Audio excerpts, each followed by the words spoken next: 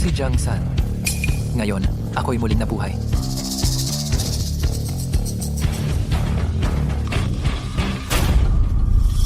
Jiang San, pinapunta ka para maghain kay Boss Lee.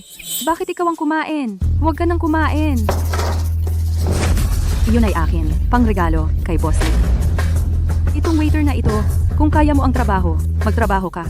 Kung hindi mo kaya, umalis ka na ngayon din. Boss Lee, pasensya na. Yun nga, kukuha ako uli ng panibago para sa inyo.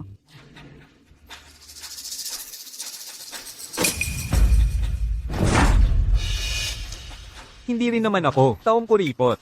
Waiter. Waiter. Yamang ganito ka nagugutom. Lumuhad ka at kainin mo itong buto. Ituturing ko na lang na, nakakita ako ng asong kalye na walang modo. Tapos na ang usapan. Sa nakaraang buhay, ano nga ba ang ginagawa nitong gago? Waiter, halika, tingnan mo ito. Bakit may langaw? Sa pagkain na ito? Ikaw nga si Jiang San, ako naman si Lizzie. Ngayon, ako ay nandito para maghanap ng away. Sino ba ang nag-utos sa'yo na makipag-ugnayan sa nobya ni Young Master Leo? Mukhang gusto mong mamatay. Jiang San. Samahan mo ako, pwede ba? Sabay tayong umalis dito. Umalis ka na. Huwag mo na akong hanapin. Umalis ka na. Isang duwag ka lang. Sa nakaraang buhay, dahil sa aking pagiging duwag,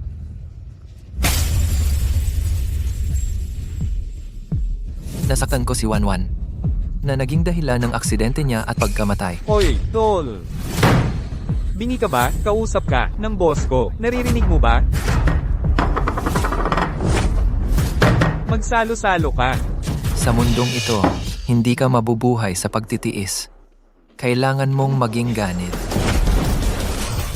Sa muling pagkakataon, ako'y magiging masamang tao na lamang.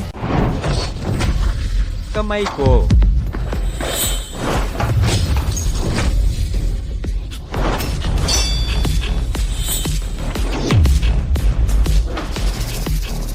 Jiang San, maglalakas loob kang mana pa? Alam mo ba kung kanino ako? Alam, aso ni Liu Zicheng. Dapat nga kitang pasalamatan noong nakaraang buhay. Kung hindi dahil sa mga asong napakalupit ang pagkakagat sa akin, hindi sana ako mula sa bunto ng mga patay ay umakyat sa posisyon ng hari sa ilalim ng lupa. Ang binata ng pamilyang Liu, si Liu Zikeng, ay isang napakayaman sa Jiangcheng. Maglalakas loob kang makipag-away sa kanyang nobya, si Merong Wanwan. Alam mo bang naghahanap ka ng kamatayan? Xiaozang, ilapag mo na yung hawak mo, Boss Lee. Ginong Lee, ngayon kasi, kinakasal ang nobya niya sa iba. Masama ang loob niya. Kaya, nakipagsuntukan siya sa'yo. Pakiusap, maging mapagpatawad po kayo. Patawarin niyo na po siya. Tatay, tumayo ka. Yung kay Jiang San, bakit ka nakikialam? Ni hindi ko siya gusto. Si Murong Wanwan. Paano siya magiging nobya niya? Jiang San, mabait kang bata. Sino ba si Murong Wanwan? Anak siya ng pinuno ng sindikato sa Jiangcheng. Hindi yan para sa mga ordinaryong tao na maabot. Ngayon, nasagasaan mo pa si Ginoong Lee. Umalis ka na. Kunin mo na itong pera. Umalis ka sa Jiangcheng. Lumayo ka ng lumayo.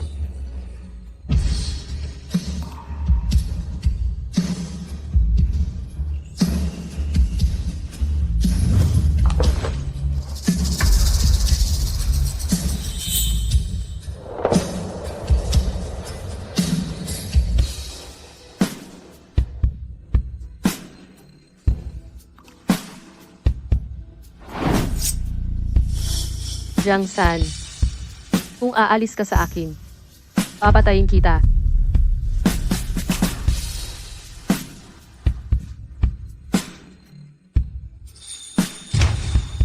At saka ako na ang papatay sa sarili ko, Kuya Jiang San. Paglaki ko, pakakasalan mo ako.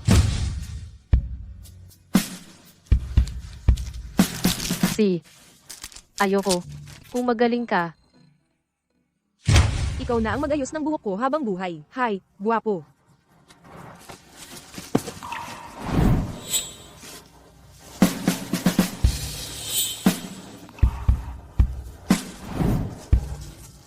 pwede ba mag-add sa Weixin? Jiang San, lalaki ako ni Murong Wanwan.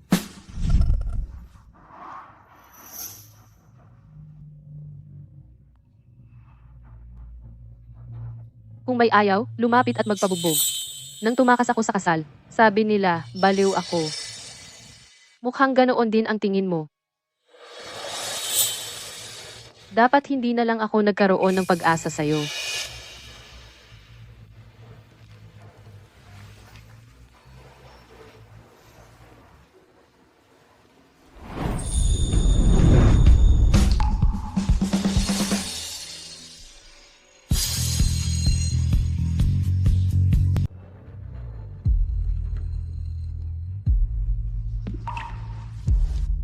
Walang nangyaring aksidente. May oras pa para sa lahat. Anong ginagawa mo? Hahalikan kita. Dati, nahihiya ka pa kapag hinahawakan ko ang kamay mo. Paano siya nangahas na humalik sa akin?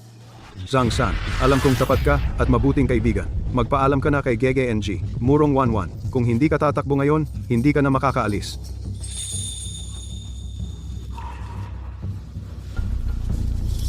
Salamat. Sa halik na ito para magwakas. Naiintindihan ko ang desisyon mo. Merong 11, bakit mo niloloko ang aking amo at nakikipag-flirt sa ibang lalaki? Wala kang delikadesa. Ang salita ko, kailan pa naging karapatan ng isang aso ni Liu Zicheng na mangharang dito? Sige. Sinampal mo ako, sasabihin ko ito sa aming amo. Mga hayop kayong dalawa. Take, relax ka lang. Normal lang na masakit. Sabihin mo sa amo mo. Nanilin lang niya ang tatay ko para sa kasal. Ang utang niya sa pandaraya. Ako mismo ang maniningil sa kanya. Jiang San. Mula ngayon, hindi na kita gagambalain.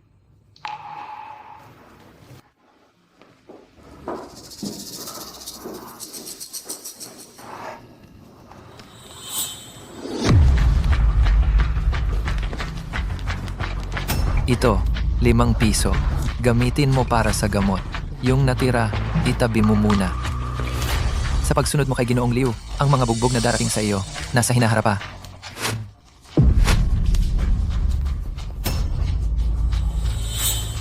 Boss.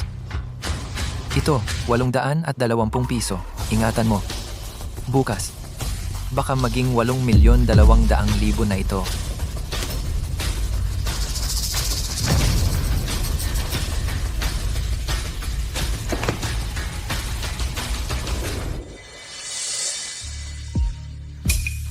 Bini-bini.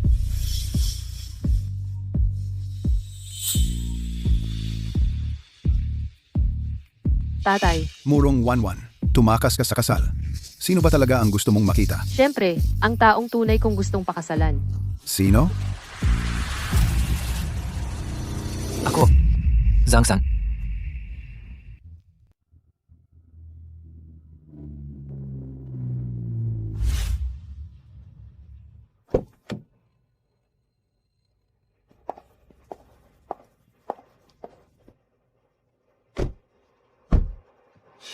Mamaya, kakausapin ko ang tatay ko ng malinaw.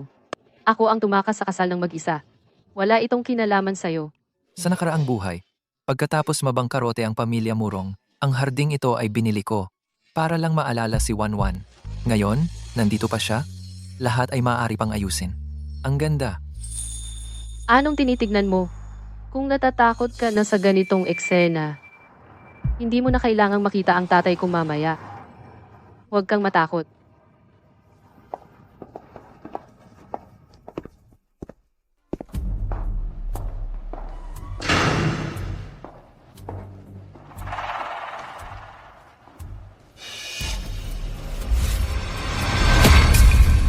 Tatay, tinututukan mo ng baril ang kaibigan ko. Napaka-impolite naman ng paraan mong tumanggap ng bisita.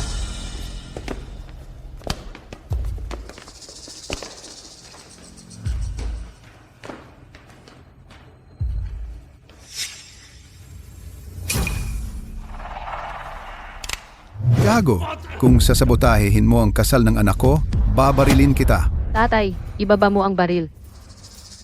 Van. Ako ang lumapit sa kanya ng kusa. Wala siyang kinalaman dito. May sasabihin ka ba sa tatay ko? Pagkatapos mong sabihin, umalis ka na agad. Kung hindi, talagang papatayin ka niya. Ito pa ba yung duwag na yon? Nakita ang baril? Hindi ba dapat tumakbo siya ng nagmamadali? Ginoong Murong. Natakot ako sa baril mo. Alam ko na, paano biglang nagbago ang ugali nitong duwag na to. Kung natatakot ka na, umalis ka na agad. Dahil kay Wanwan, hahayaan kitang mabuhay ngayon. Ang anak kong babae ng Black Dragon Society. Pangarapin mo pa ba ang ganitong duwag? Umalis ka. Kung hindi, sa susunod na taon sa araw na ito, anibersaryo ng kamatayan mo na. Nagkakamali ka, Ginoong Murong. Narito ako. Hindi para humingi ng pahintulot na makasama si Wanwan. Wanwan, nakikita mo? Ito ang lalaking laging nasa isip mo. Hindi na muna natin pag-usapan. Ang estado sa buhay, paano ka mapoprotektahan ng ganitong duwag sa hinaharap? Kahit papaano, hindi niya ako aapihin sa ngalan ng pagprotekta. Zhang San, kung may kailangan ka, sabihin mo sa akin, papayag ako. Totoo ba? Sabihin mo, magkano ang gusto mo? Pagkatapos mong makuha, umalis ka ng tuluyan sa Jiangcheng at huwag mo nang makita si Wanwan habang buhay. Ginoong Murong, hindi ako narito para humingi ng pahintulot. Narito ako para sabihin sa iyo na pakakasalan ko si Murong Wanwan. Anong sinabi mo? Murong Wanwan, maging asawa mo ako. Kanina mo pa sinasabi na papayag ka ng sigurado. Hindi, ganon kabilis. Ang pagsisisi mo, diba? Kayabang naman. Anong karapatan mo para pakasalan si Wanwan? Ako si Murong Waiting, 20 taon ng hari sa ilalim ng lupa. Ang negosyo ko'y pagpatay na walang bakas ng dugo. Ikaw, isang duwag na takot mamatay. Anong karapatan mo para sabihin yan sa akin? Palayasin niyo siya. Kapag muling tumapak dito, hindi na niya kailangan ang buhay niya. Tatay, huwag mo siyang galawin. Umalis ka na.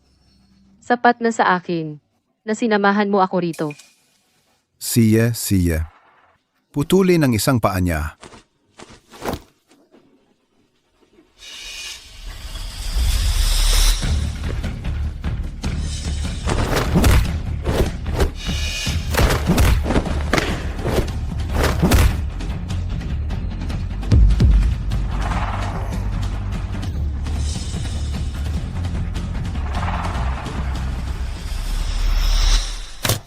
Anong basura to?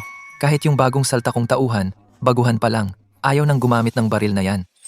Nasaktan ba siya dahil sa kasal ko? Si Zhang San, talagang ibang-iba na kaysa dati.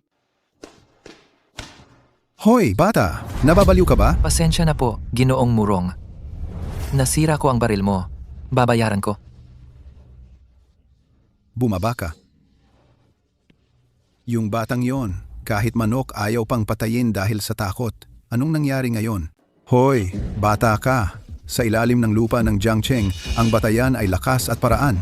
Ikaw, isang waiter lang sa isang restaurant, papayagan mo ba si Wanwan na sumunod sa'yo? Uupo ka na lang ba at hihintay ng hangin? Pa, Si Liu Zicheng, kahit papaano, mayaman at may impluensya. Ikaw, anong meron ka? Ganoon ba? Tama po kayo, Ginoong Murong. Ang pamilya Liu ay mayaman at may impluensya, pero ang yaman at kapangyarihan ngayon ay sa inyo. Bukas naman, maaaring maging akin. Madaling magsalita ng walang basihan. Ganito na lang. Si Chen Tianfeng sa timog ng lungsod may utang sa akin.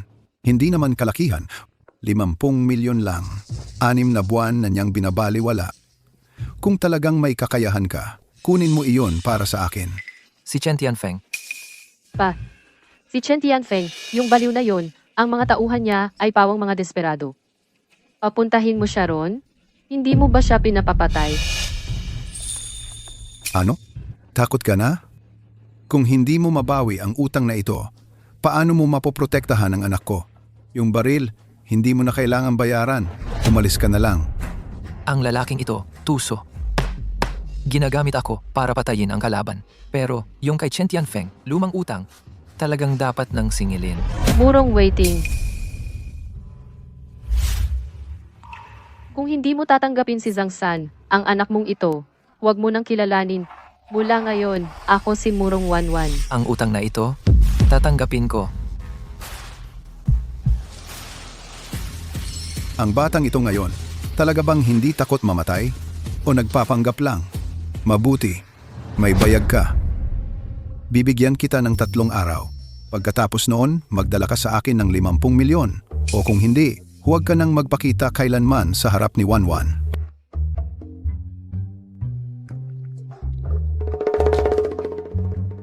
Hindi aabot ng 3 araw. Van, bukas babalik ako.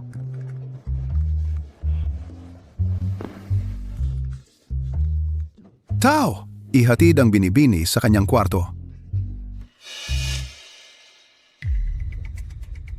Maligayang pagdating sa IU Bat Center. Chen Tianfeng.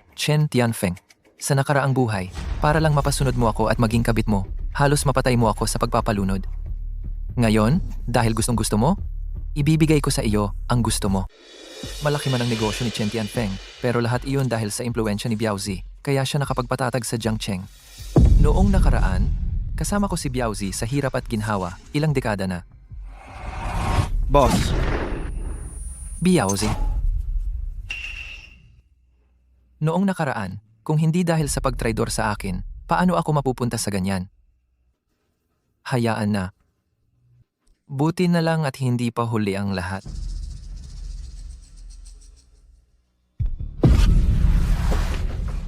Uulat po, binibini. Walang nakitang kakaiba. Ligtas si Jizang. Sundan mo pa rin siya. Ingatan mo siya. Huwag mong pabayaan na may mangyari sa kanya. Nakuha. Zhang Xiaoyu, ito ang spa ni Ate Peng, hindi iyong review center mo. Pwede ba, huwag mo nang, lagi mo yung daladalang vocabulary notebook mo at tinitingnan ng palihim. Pasensya na po. Ayun, masunurin. At saka, kapag hinipuan ka ng customer, gusto ka lang naman yan. Huwag kang parang, nawawala ng laman pag nahawakan ka. Kung magpapatuloy kang ganyan, wala akong magagawa kundi sabihin kay Ate Peng. Naiintindihan mo? Naiintindihan ko po. Mabuti naman kung naiintindihan mo. Huwag kang magaya sa kuyang walang kwenta mo. Mas pipiliin pang magtrabaho sa karinderiya kaysa tanggapin ang kabutihan ni Ate Peng. Dapat marunong kang sumunod sa agos. Para ka lang makasabay sa lipunan. Hoy, sino ka ba? Pakialamero ka? Malapit na ang college entrance exam. Zhang Xiaoyu, bakit ka nandito? Kuya? Kuya, hindi na ako magko-college. Huwag kang masyadong magpakahirap. Xiaoyu, hindi naman mahirap para sa akin. Basta't masipag at determinado ang tao, magiging maayos din ang buhay. Mag-aral kang mabuti. Ang pera, ako na ang bahala. Huwag kang makialam sa buhay ko. Ayaw ko ng pera mo. Xiaoyu, Umalis ka na kuya. Huwag kang makialam sa buhay ko. Akala ko sino na, isa ka lang palang, maliit na walang kwentang tagahawak ng plato. Ano, dumating ka para ipagtanggol ang kapatid mo? Hindi mo ba tinitimbang ang sarili mo? Kuya, luhot. Katawa-tawa, ako at isang, walang kwentang tagapagdala ng plato na luluhod. Gago, alam mo ba kung sino ako? Hindi mahalaga kung sino ka. Pagkatapos ng 3 minuto, bubuhatin ka palabas. Pagkatapos ng kalahating oras, ikaw ay nasa ospital. Magkakapira-pirasong bali ang isang braso mo. Mapuputol ang isang binti mo. Pero ang sasabihin mo lang ay ikaw ay nahulog sa hagdan. Kung hindi, sa susunod na araw, ikaw ay lilitaw sa malamig na kamarong patayan. Naiintindihan mo ba? Ikaw, anong gusto mong gawin? Pananakot. Karahasan. Pamatay. Tingnan mo kung paano mo maiintindihan. Ginoo, mali ako. Pakiusap, patawarin mo ako. Patawarin mo ako. Malayo ka sa kasamaan ko. Maging mabuting tao ka na lang. Sa ngayon, babaliin ko ang isang braso mo. Ituturing na lang na bayad sa aral. 4, F, F, F, 4, F. Salamat. kuya ko, parang nag-iba ka na ng pagkatao.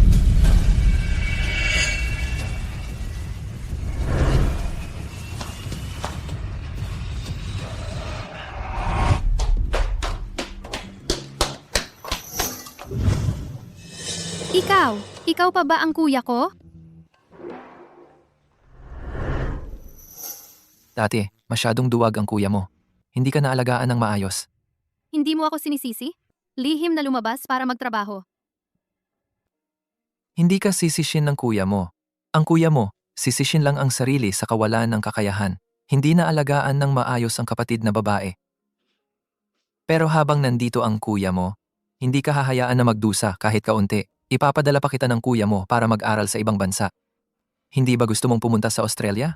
Kung gayon, pumunta ka. Totoo ba? Maari bang samahan mo ako sa Australia? Oo, kapag natapos ko na ang mga bagay-bagay dito, agad tayong pupunta.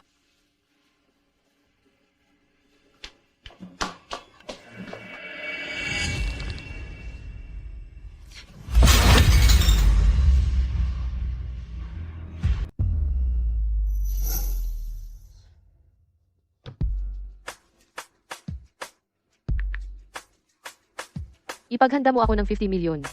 Para kay Zhang San. Magagamit niya yan sa pag-alis ng bansa.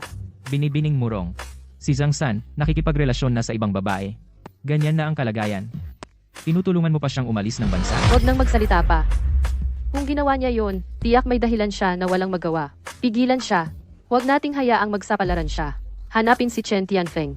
Ayusin agad ang pag-alis niya ng bansa. Walang sino mang dapat saktan siya. Gawin ang sinasabi ko. Nakuha ko.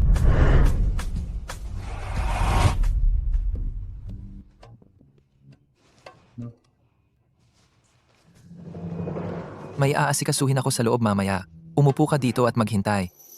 Kuya, palikuran ito ng mga babae. Suotin mo ang headphone. Huwag kang makinig ng kahit ano. Huwag kang tumingin ng kahit ano. Naiintindihan mo ba?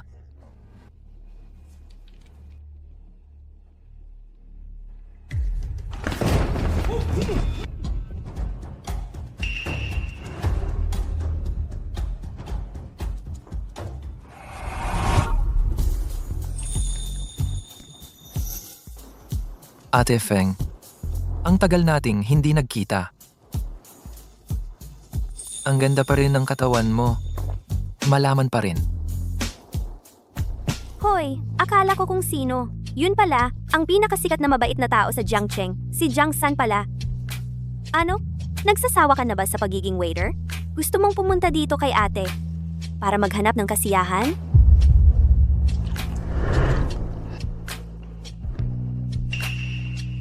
Hindi na kaya ang pagiging mabait.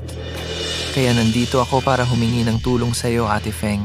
Humingi ng tulong sa akin? Narinig ko, ang lakas ng loob mo nitong huli. Hanggang sa Underground Emperor na si Murong Whiting, kinaya mong tutukan ng baril. Pero, gustong-gusto ko ang tulad mo, maliit na asong gubat na biglang nagkamalay. Anong kinabukasan ng meron kay Murong Wanwan? Halika dito kay ate. Aalagaan ka. Ni ate.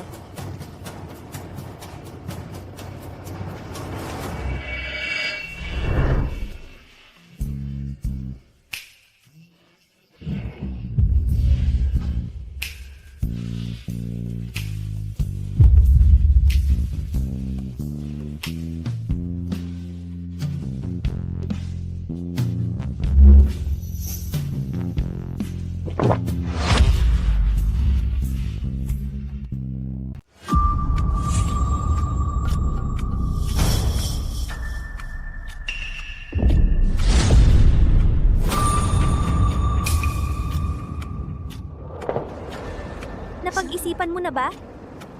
Gusto mo bang? Samahan mo ako. Siya, isang beses lang, 50 milyon. Pera? Madali lang yan. Basta, mapasaya mo lang si ate. Ang init-init mo kasi, palamigin kita, para lumamig ka. Zhang San, gusto mong mamatay? Gibain niyo siya.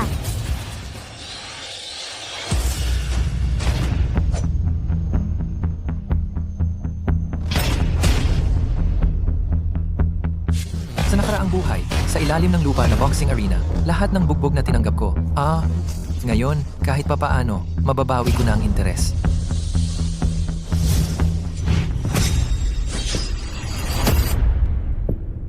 Tanda.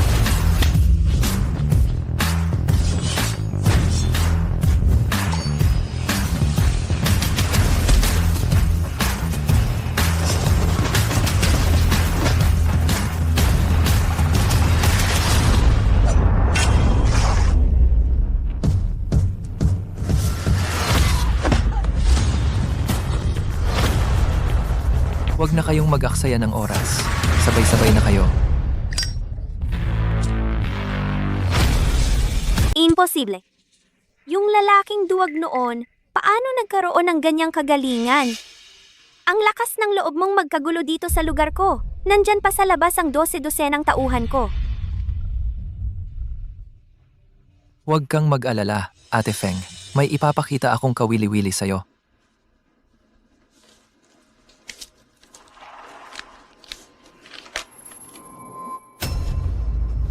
Ang kontrata ng utang ng pamilya Murong, bakit nasa'yo? Kasama ka rin ni Biao. At alam mong laging mag-aaway siya at ang mga murong. Yung pag-utang mo sa mga murong, hindi niya alam. Ayokong makialam sa mga gulo nyo, pero yung 50 milyon na utang mo sa mga murong, nakakabahala yan. Kung mapunta sa kanya, ang kontratang ito, alam mo namang mainitin ang ulo niya? Oy, Huwag mo akong takutin. Ikaw? Kakilala mo si Zhao de Biao? sige, kaya na. Wag!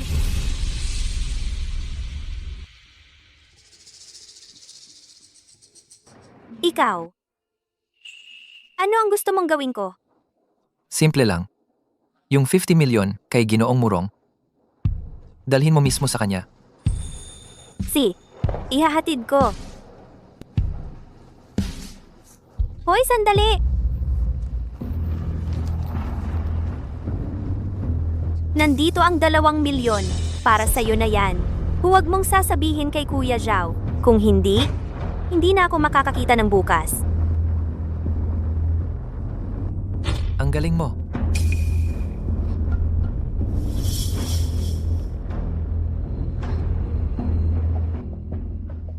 Tay, ano ba talaga ang nangyari? Alam ng buong Jiangcheng na kahapon, yung kasal namin ni Wanwan, ang nangyari. Tumakas ang nobya kasama ng isang mahirap na waiter. Anak ko, tumakas kasama ng isang waiter? Sino ang nakakita? Ako ang nakakita, si Zhang San. Hindi lang dinala si Binibini Merong. Sinaktan pa niya, kami ng dalawa kong kasama. Tay, narinig mo? Nakakahiya talaga ang pamilya natin. Zicheng, hindi pa naman kayo ni Wanwan ikinasal. Huwag mo akong tatawaging Tay. Ito. Kuya Liu, totoo namang ikaw ang pinakamakapangyarihan sa Jiangcheng. Pero ang pamilya namin, mayaman at iginagalang din. Sa pangyayaring ito, kailangan mong bigyan ang pamilya namin ng paliwanag. Sino ba yang Jiang San na yan? Anong klaseng tao yan? Jiang San na. Karapat-dapat ba siyang makialam sa pagsasama ng ating dalawang pamilya? Kuya Liu, huminahon ka muna. Si Wanwan, nagkamali lang yan pansamantala. Nauto lang siya ng batang yon. Kailan ba papasok sa pamilya namin ang manugang naming babae?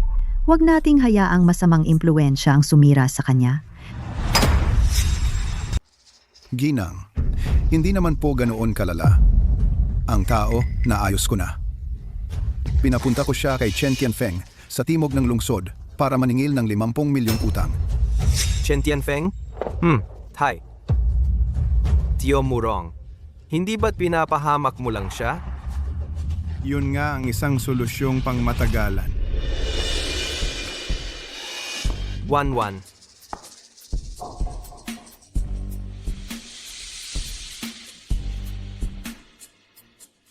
Tio Murong. Sa tingin ko, yung kasal ng ating dalawang pamilya ay dapat na ituloy na ng maaga para hindi makialam ang mga walang kwentang tao sa labas. Sa ating pagsasama, Mga walang kwentang tao. Hindi naman nagnanais ng kapangyarihan ng angkan Murong at gagawa ng lahat ng paraan para lamang makapag-asawa ng isang babaeng hindi naman nila mahal. Hindi ba ganoon? Ginoong Liu, Wanwan, bakit hindi mo paniwalaan na tunay kitang minamahal? Liu Zicheng. Dapat kang magpasalamat na hindi tayo ikinasal. Bakit? Kung hindi ka sana ngayon nakaupo dito. Bagkus, sa gabi ng kasal, nasa balita ka na bilang isang namatay ng mahiwaga. Tay, Wanwan, ikaw at si Cheng ang magiging pamilya. Bakit pa para sa isang dayuhan ay tatakutin mo siya? Tama. Narinig kong ang waiter na iyon ay pumunta sa teritoryo ni Chen Tianfeng. Sa ganoong lugar, may chance pa kaya siyang mabuhay?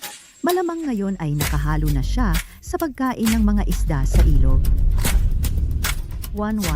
Dapat nang sumuko ka at magpakabait ka sa pagpapakasal sa aming Zicheng.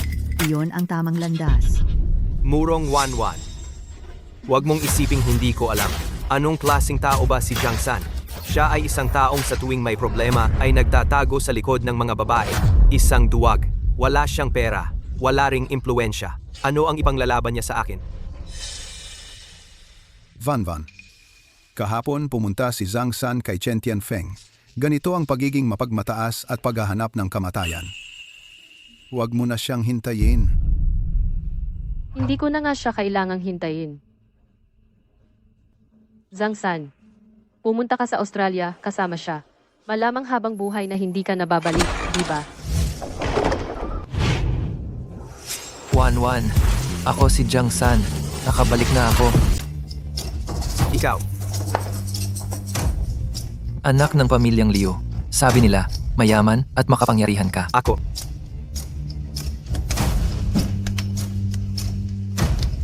Anong gusto mong gawin? Hoy! Ikaw.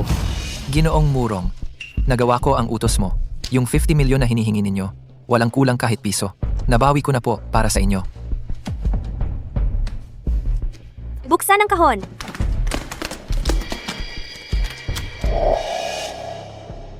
Chen Tianfeng. Si Zhao Debiao mula sa Timog Lungsod, laging may alitan sa Black Dragon Society. Hindi ba't si Chen Tianfeng ay tauhan ni Zhao Debiao? Paano siya posibleng personal na maghahatid ng pera? Ginoong Murong, noong una, yung 50 milyon na hiniram ko sa iyo ng pribado, nandito na lahat. Kasalanan ng mga tauhan ko na hindi nagpaalala. Kaya ako ay naantala ng ilang buwan bago nakapagbayad. Huwag po sana kayong magdaramdam sa akin. Huwag ninyo akong sisihin.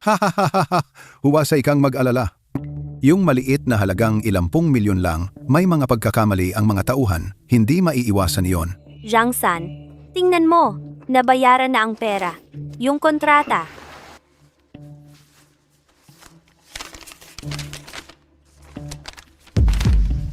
Sabihin mo kay Biao Zi, bumalik na ang kanyang kuya. Jiang San, nababaliw ka na ba?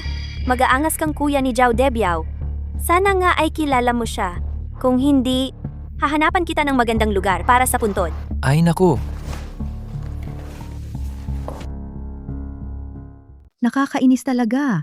Sobrang nakakainis. Bienan, hahayaan mo lang ba na ang hamak na basurang ito ay ganyan kami insultuhin ang aming pamilyang Liu? At insultuhin ang iyong magiging manugang? Kapatid na waiting, ang pangyayari ngayong araw na ito, ang batang ito ay kailangang magbayad. Kung hindi, paano na ang mukha ng aming pamilyang Liu?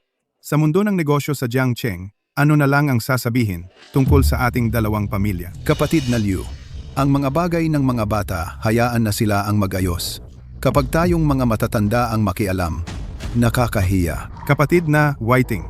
Jiang San, akala mo ba na dahil nakapanloko ka ng mga gawaing squatter kay Chen Tianfeng, ay makakapasok ka na sa aming mundo? Ikaw ay isa lamang basurang tagadala ng plato. Basura. Si Murong 1-1 ay pansamantala lang na naaliw. Itinuring ka lang niyang laruan. Kapag nagsawa na siya, ni hindi ka man lang karapat-dapat na maglinis ng sapatos niya.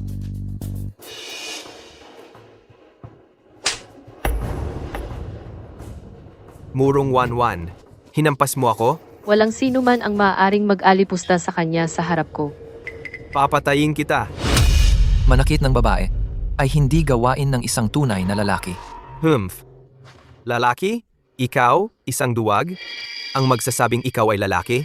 Zhang San, sasabihin ko sa iyo, ang mga katulad mong mga duwag mula sa ilalim ng lipunan, ang pinakakatawa-tawa, ni hindi ka man lang makapanakit ng tao, ano pa ba ang kaya mong gawin? Hindi ako marunong makipag-away.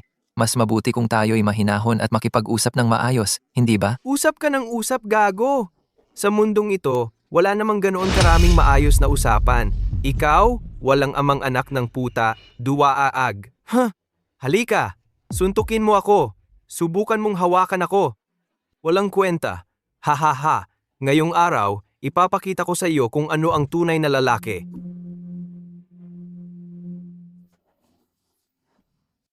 Wan, totoo ba ang baril na ito?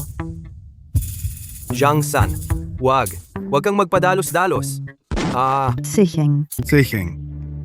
Oh, Mrs. Si Heng.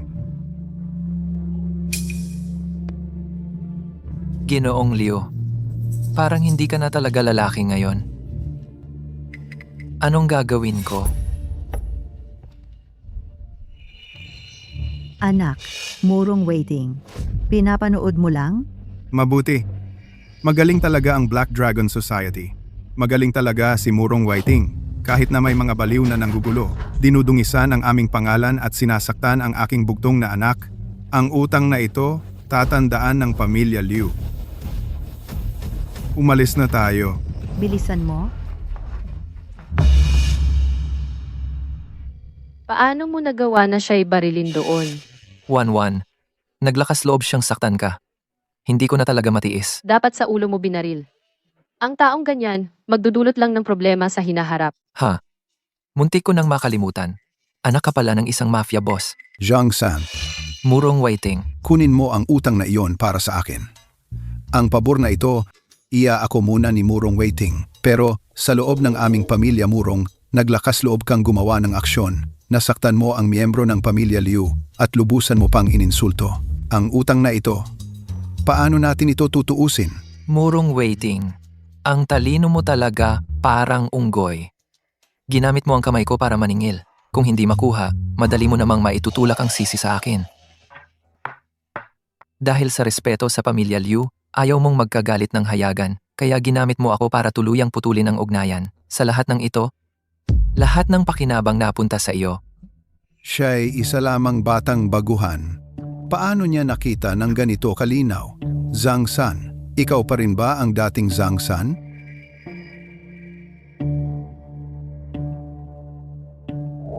Ha ha ha ha ha. Matalino ka palang bata.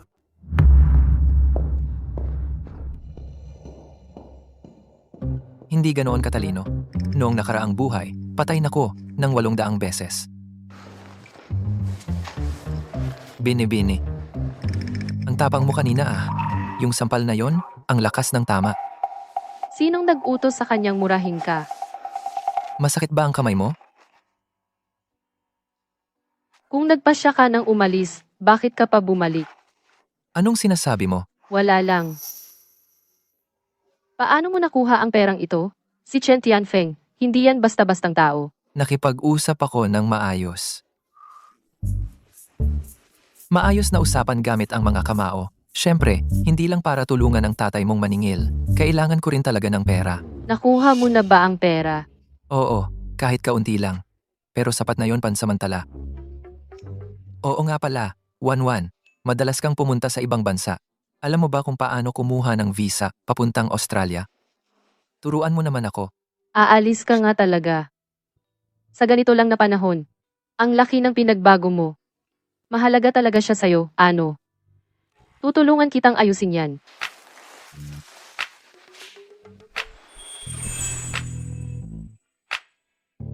Ang sapahan ng lagi mo.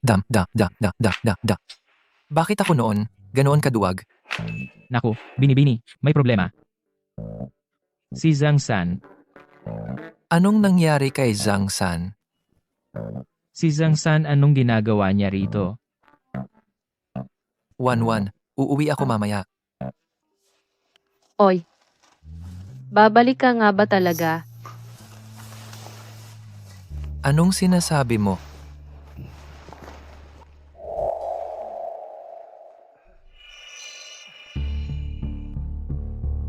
Pinagbawalan ko kayong papasukin si Zhang San at ipadala siya sa ibang bansa.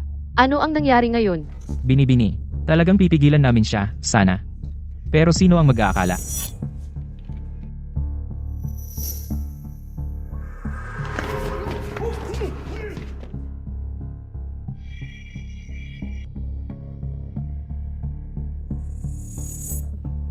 Ang mga tauhan ni Chen Tianfeng ay nagpigil sa amin magdamag, nambugbog pa sila, kaya hindi namin naprotektahan si Ginoong Zhang.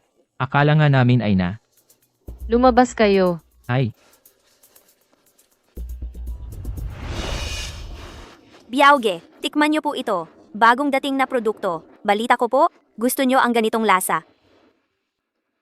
Ano ba ang gusto mong sabihin? Biauge, kahapon, may isang lalaki ang naggulo sa ating paliguan. Napakalupit ng mga paraan niya. 6 kong tauhan ay hindi umabot ng 3 minuto sa harap niya. Fengar, ipinagkatiwala ko sa iyo ang lugar na ito. Kung ang ganitong maliit na bagay ay idudulog mo pa sa akin, ano pa ang silbi mo sa akin? Ha? Hindi po ganoon, Biauge. Ang punto po, napakayabang talaga ng lalaking iyon. Nagpahatid pa siya ng mensahe para sa inyo. Sabi niya, sabihin mo kay Biaozi, bumalik na ang kuya niya. Sabihin mo, sino? Si Jiang San. Ako si Zhao de Biao, sa daan na ito. Ang tagal ko nang naglalakbay. Ang sino mang maglakas loob na magpakilala ng ganoon, patay na yan. Matagal nang nalibing. Sabi ko na nga ba, gawa-gawa lang niya yon. Balikan ko at aayusin ko na siya.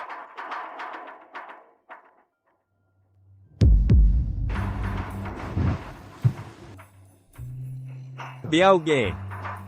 Yung perang pinadala natin noong nakaraang buwan. Binalik na naman. Ayaw pa ring tanggapin.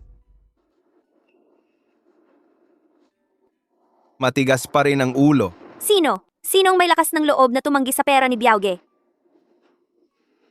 Isang matinong tao. Noong araw, nahulog ako sa balon. Muntik na akong malunod. Siya ang humatak sa akin pataas. Siya pa ang nagpaaral sa akin. Kahit na siya mismo, bawat buwan, kumikita lang ng konting pera. Araw-araw pa rin akong pinapayuhan na maging tapat. Pero sa mundong ito, mahirap mabuhay ang mga matuwid.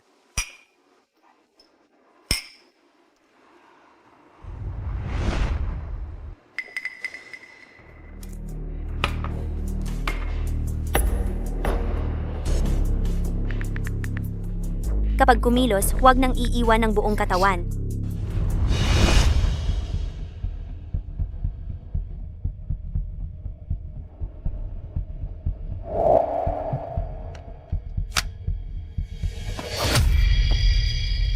Hinahanap mo ako? San Ye. Sumusunod lang din ako sa utos. Sabihin mo sa akin, nasaan si Chen Tianfeng? Sige. Ha ha ha ha. Ha ha ha. Mabuting kapatid, may sasabihin ako sa'yo. Sabi ng aking stepfather, kapag natuloy ang negosyong ito, papalitan niya ang kotse ko ng pinakabagong sports car. Pagdating ng panahon, sa loob ng kotse, ha ha ha! Gege, bakit ang bait sa'yo ng stepfather mo? Ang galing. Sino ba ang nakakaalam? Siguro dahil ikaw, napakahusay ni Gege.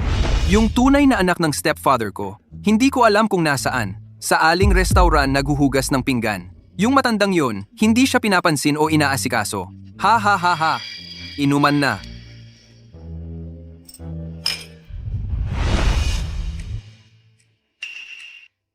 Oy, akala ko sino? Pag-usapan mo ang tao, darating. Ito ba ang aking mabuting kuya, si Zhang San? Bakit? Sawa ka na sa paghuhugas ng pinggan? Dito ka pa pumunta?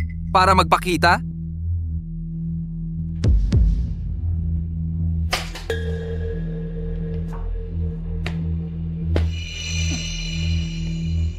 Nagkukunwaring hindi ako kilala. Ama mo naman ako. Sa pangalan lang na anak. Nakita mo akong kapatid mo. Wala man lang bati. Talaga nga, walang ina na nagpalaki. Walang modo talaga. Haha, kuya. Patay na ang nanay mo. Ang tatay mo, kinuha ang pera ng siguro at nag-asawang muli. Pinag-aral ako, binilhan ng kotse at bahay. Alam mo ba kung bakit? Ha? Dahil sa tingin din ng tatay mo, ikaw at yung hamak na kapatid mong babae, karapat-dapat lang mag-alila at maghugas ng paa. Samantalang ako, ang magaling na anak, ang magpaparangal sa kanya. Pwede ka pang mabuhay ng ilang araw. Hindi ba't gusto mo ang maglingkod sa iba? Halika! Halika! Lumuhod ka at punuin mo ng alak ang baso ng nobya ko. Tapos, kumanta ka ng conquer, saka kita palalayasin.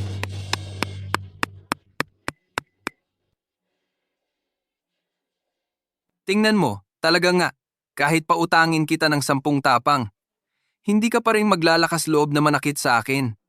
Ikaw, karapat-dapat ka lang sa kusina, mag-utos-utos, maghugas ng pinggan. Hugasan mo ng maayos, kuskusin mo ng mabuti. Ting! Tak! Aray!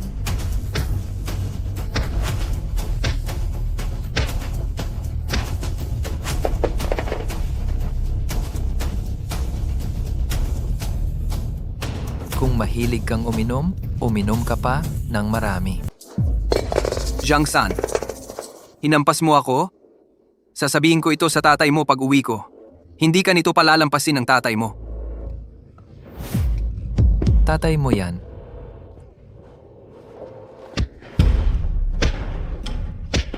Kuya, mali ako! Kuya, mali ako talaga! Huwag mo na akong sasaktan, mali na ako! Tulong! Tigil na! Mali na ako!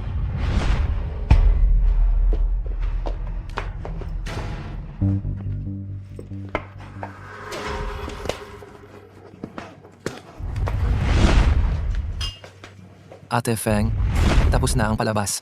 Ngayon, pag-usapan naman natin ang tungkol sa atin. Zhang San, nasaan yung mga taong pinadala ko para ihatid ka? Bakit? Ikaw lang ang dumating? Yung kaibigan mong nakasombrero? Kanina, nang dumaan kami sa tabi ng ilog, sabi niya, mainit daw siya. Gusto niyang tumalon at lumangoy. Hindi ko siya mapigilan. Ngayon, malamang naglalaro siya ng Fight the Landlord. Kasama ang Dragon King. Ate Feng, huwag kang mag-alala. Kung medyo makulit ang mga tao mo, tuturuan ko lang sila ng leksyon. Zhang San, huwag mong isipin na dahil magaling kang manuntok, ay magaling ka na. Nasa Jiangcheng tayo. Hinawakan mo ang mga tao ko. Hindi ka palalampasin ni Zhao de Biao. Ang ipinasabi ko kay Biaozi, naiparating mo ba? Huwag kang magkunwari, Zhang San. Hindi niya kilala ang tulad mo. Kapag ako ang kinontra mo, kamatayan lang ang aabutin mo.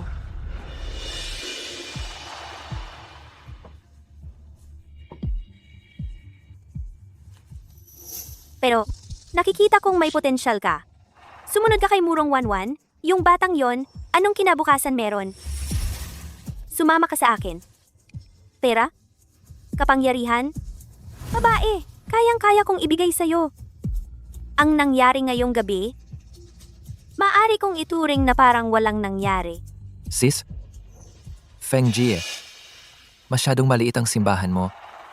Hindi kasya ang malaking budha kong ito. Ikaw, Gusto kong makita si Zhao de Biao. Ngayon na. makipagkita kay Kuya Biao? Zhang San, akala mo sino ka? Si Kuya Biao ba ay basta-basta na lang makikita? Dahil ba sa'yo na nagkukunwaring kuya niya sa kabaliwan mong yan?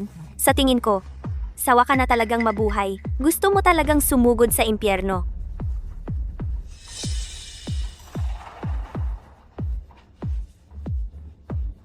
Sigurado ka bang gusto mo siyang makita? Tigil. Pribadong lugar ito. Bawal ang hindi kilala. Kuya Bao, siya si Zhang San. Gusto niyang makita si Kuya Biao. May pinag-uusapan si Kuya Biao. Hindi basta-basta kahit sino ay pwedeng makipagkita. Umalis ka.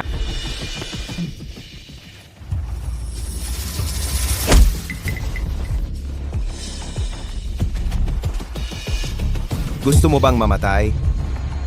Puntahan mo si Zhao Dehu. Nandito na si Zhang San.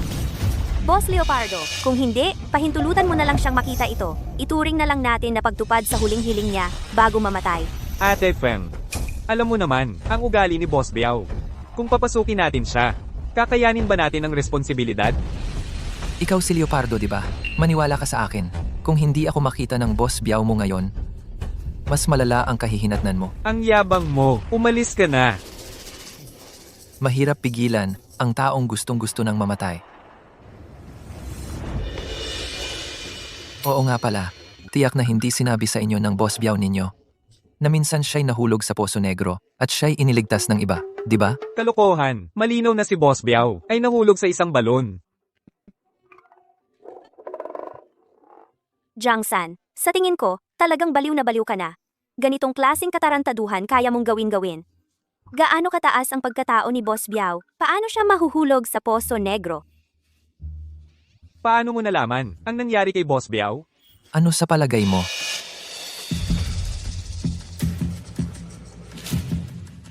Namatay ka na ba sa labas? Ang lakas ng iyong boses. Bingi ka ba at hindi mo naririnig? Ikaw ang pinag-uusapan. Ikaw. Boss. Kuya. Nagpakita ka rin sa wakas. Tama na yan. Nakikiskis ka ng sipon sa damit ko. Ayos Biao. Mukhang maayos na ang buhay mo ngayon. Para lang makita ka, dumaan pa ako sa maraming checkpoint. Sino ang nag-utos sa inyo na saktan ang kuya ko? Biao-ge. Hindi ko alam. Natutuong kuya mo pala siya. Si Fengjia. Sabi ni Fengjia may nanggugulo. Nagpapanggap na kuya mo. Misunderstanding lang. Biaoge. Si Zhangsan kasi, ay, hindi. Si Sanye. Napakagaling kumilos ni Sanye. Natakot ako baka may masamang gawin sa'yo. At saka, sabi mo naman, hindi mo kilala si Zhangsan. Anong Zhangsan? Zhang Jigang ang pangalan ng kuya ko. Nakalimutan ko. Hindi mo pa alam na pinalitan ko na ang pangalan ko. Zhang Jigang. Yan ang pangalan ko bago ako umalis ng bahay. Anong dati? Kuya. Wala yun, Biao. Hindi ko kasi naipaliwanag ng maayos. Hindi kasalanan nila. Narinig nyo? Magpasalamat kayo sa kuya ko? Salamat, Sanye. Salamat sa pagpapatawad, Sanye. Kuya, pasok na tayo. Magkwentuhan tayo ng matagal. Tara.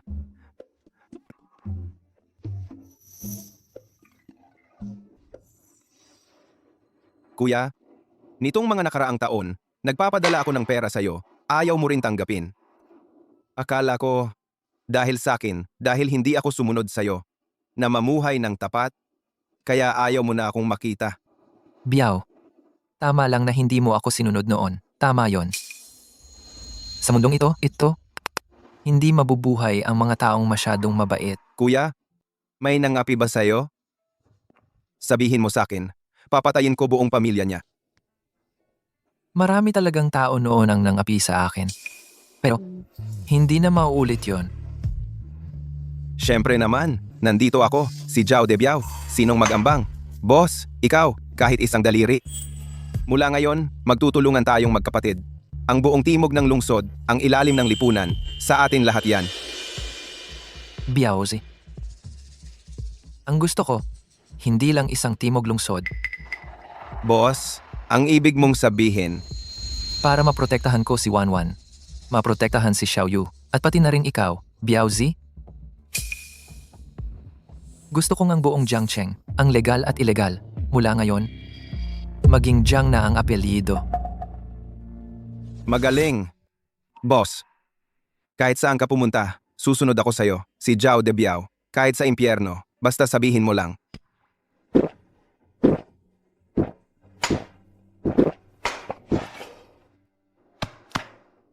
Boss, pakiramdam ko, nagbago ka.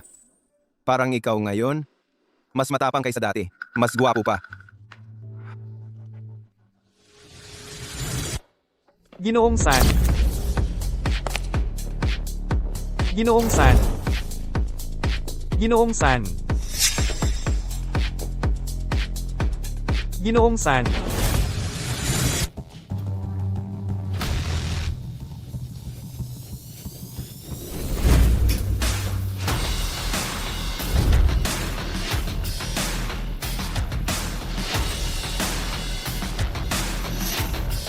Ginoong San.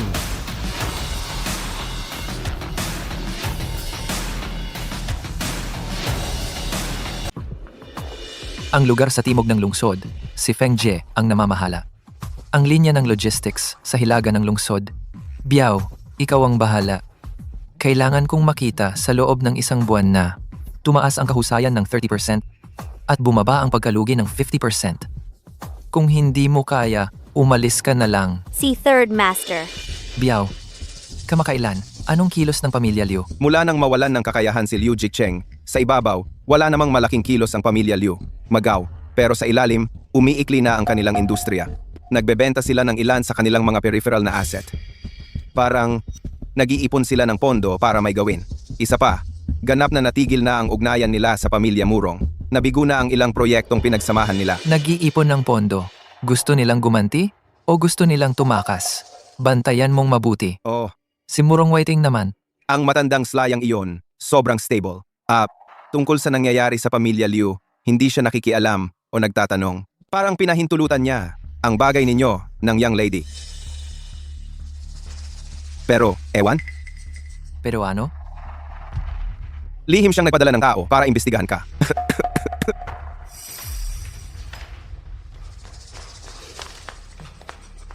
Ginoo, nakita na namin, nitong mga nakaraang araw, si Zhang San at si Zhao Debiao ay palaging magkasama. Madalas silang pumasok at lumabas sa lugar sa timog ng lungsod, at saka, Sabi, lahat ng ilegal na negosyo sa ilalim ni Zhao Debiao ay mabilis na isinasalin sa pera. Ang ilang underground casino at nightclub ay palihim na inilalagay sa listahan para ipagbili. Ayon sa ulat ng ating tauhan, si Zhao Debiao ay naglilipat ng pondo sa pamamagitan ng underground bank. Ang halaga ay napakalaki. ano pa? Kamakailan, si Zhang San ay patuloy na nag-apply ng expedited passport. Ang destinasyon ay Australia. Ang galing mo talaga, Zhang San. Akala ko nagbago na siya talaga. May tapang at may paninindigan. Hindi ko akalain na ang lahat ng ginawa niya ay para lang maghanda para sa kanyang pagtakas. Van Van, Tatay. Naniniwala akong may dahilan siya kung bakit niya iyon ginawa. anak, tanga ka. Ginagamit ka lang niya. Ang paghingi niya ng utang para sa akin at pagkaaway sa pamilya Liu, malamang ay para lang makipag-ugnayan kay Zhao Debiao, yung desperadong iyon, at makipagsabwatan. Kumuha ng pera at tumakas. Wala talaga siyang balak na panagutan ka. Kailan siya aalis? Hindi pa tiyak. Pero malamang sa mga susunod na araw na. Wan, gusto mo pa bang mas masaktan ng husto? Ang lalaking ito, sa mga mata niya, pera lang, at kung paano siya makakatakas ang mahalaga. Lumapit siya sa iyo ay para lang sa impluensya at yaman ng pamilya nating Murong. Kahit na totoo man iyan, dapat akong matuwa dahil hindi na siya yung taong tapat at mabait na itinuring ninyong si Zhang San na kayang-kayang apihin. Van, saan ka pupunta? Hindi pa siya nagpapaalam sa akin. Kung gusto siyang imbestigahan ni Murong Whiting, hayaan mo na siya. Basta hindi makaapekto sa kumpanya at sa pag-unlad nito, okay lang. Nasa mahalagang yugto ngayon ang kumpanya ng agarang pagbabago. Lahat ng industriyang ating pinapasok ay dapat na legal at sumusunod sa batas. Naiintindihan mo ba? Naiintindihan.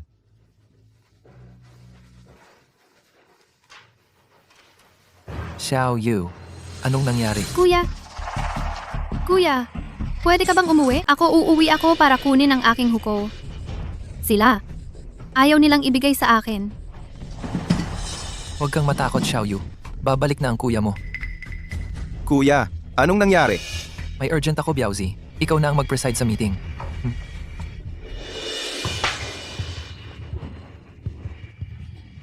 Ang kapal ng mukha mo! Nangahas kang bumalik para magnakaw. Sasabihin ko sa'yo, ang bahay na ito ay akin. Bawat bagay dito ay akin. Yung iniwan ng patay mong ina, naubos na noon pa. Gusto mo pang kunin ang huko? Anong gagawin mo? Diba? Gusto mong ilipat ang pangalan ng palihim? Walang pag-asa. Tingnan natin kung ano pa ang ninakaw mo. Ibigay mo. Huwag ka nang magsalita ng ganyan. Ibigay mo na lang ang huko sa kanya. Zhang Yongqiang, walang kwenta ka. May karapatan ka bang magsalita dito?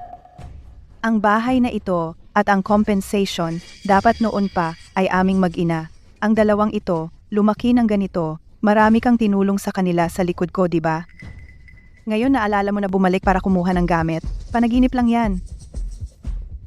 Kailan ako nagtulong sa kanila? Ang galing mong magsinungaling.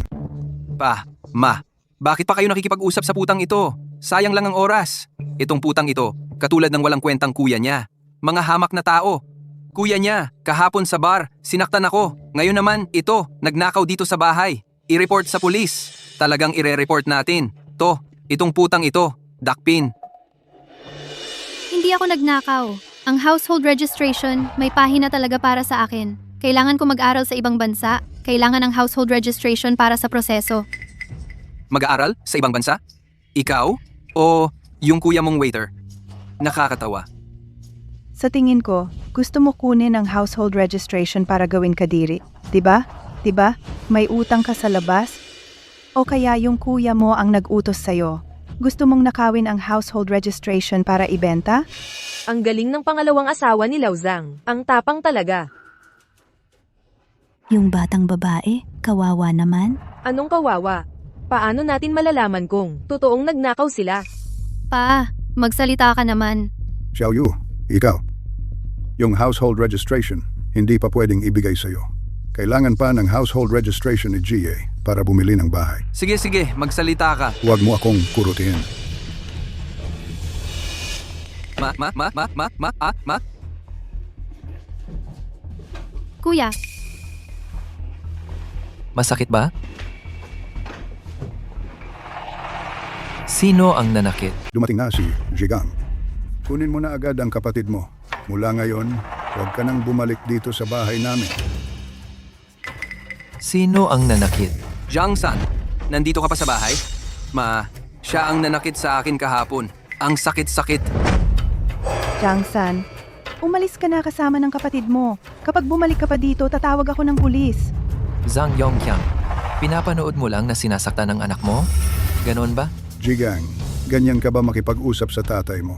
Hindi ganyan ang ugali mo dati. Kanina lang, yung nanay mo medyo nag-init lang ang ulo. Patay na ang nanay ko. At hindi mo ako ama. Ba, Zhang-san, ikaw ba ang nag-utos sa kapatid mo na magnakaw dito? Ikaw na kuya niya, wala ring kwenta. Ako ang nagtutuwid sa kanya para sa pamilya Zhang. Hindi ba dapat lang yon? Ma, Ang sampal na to, patubo lang yan. Ikaw. Anong nangyayari sa batang to ngayon? Dati kapag nakikita ako, parang daga na nakakita ng pusa. Umalis ka para akong nagpalaki ng 2 ahas. kailan mo kami pinalaki? Mula nang mamatay ang nanay ko sa trabaho, nagtrabaho na agad ang kuya ko. Mula elementarya hanggang high school, ang tuition ko ay galing sa pagkalakal ng basura tuwing Sabado at Linggo at pagtatrabaho sa konstruksyon tuwing bakasyon. 1 piso, 1 pisong ipon yon. Nagbigay ba kayo ng kahit piso? Ba, ano ka ba? Bakit ko dapat bigyan ka ng pera? Zhang Xiaoyu, mag-sorry ka agad sa nanay mo. Siya ang pinakasalan mo gamit ang pera ng kompensasyon sa pagkamatay ng nanay ko. Kerida lang siya, hindi ko nanay. Zhang Jigang, bitawan mo ako. Bibilang ako ng 3. 2. Ayaw mong bumitaw, ha? Gagawin ko ito sa harap ng lahat ng kapitbahay. Papaluin kita. 3, 2. Jiang-san, hahampasin mo ang tatay mo? Walang utang na loob. Bumitaw ka nga. Bumitaw ka. Gago ka. Hahampasin mo ako? Aray. Grabe na talaga ito. Itong walang hiya. Hinampas niya ako. Hinampas pa niya ang sarili niyang tatay. Mga kapitbahay, tingnan ninyo ito. Ito ang tunay na anak ng pamilya Zhang. Ano bang klaseng hayop ito? Kunin mo ang huko. nako, mga kapitbahay, tingnan ninyo ito. Pinubugbog ng anak ang tatay. Sumpain ka sana. Hindi siya magtatagumpay.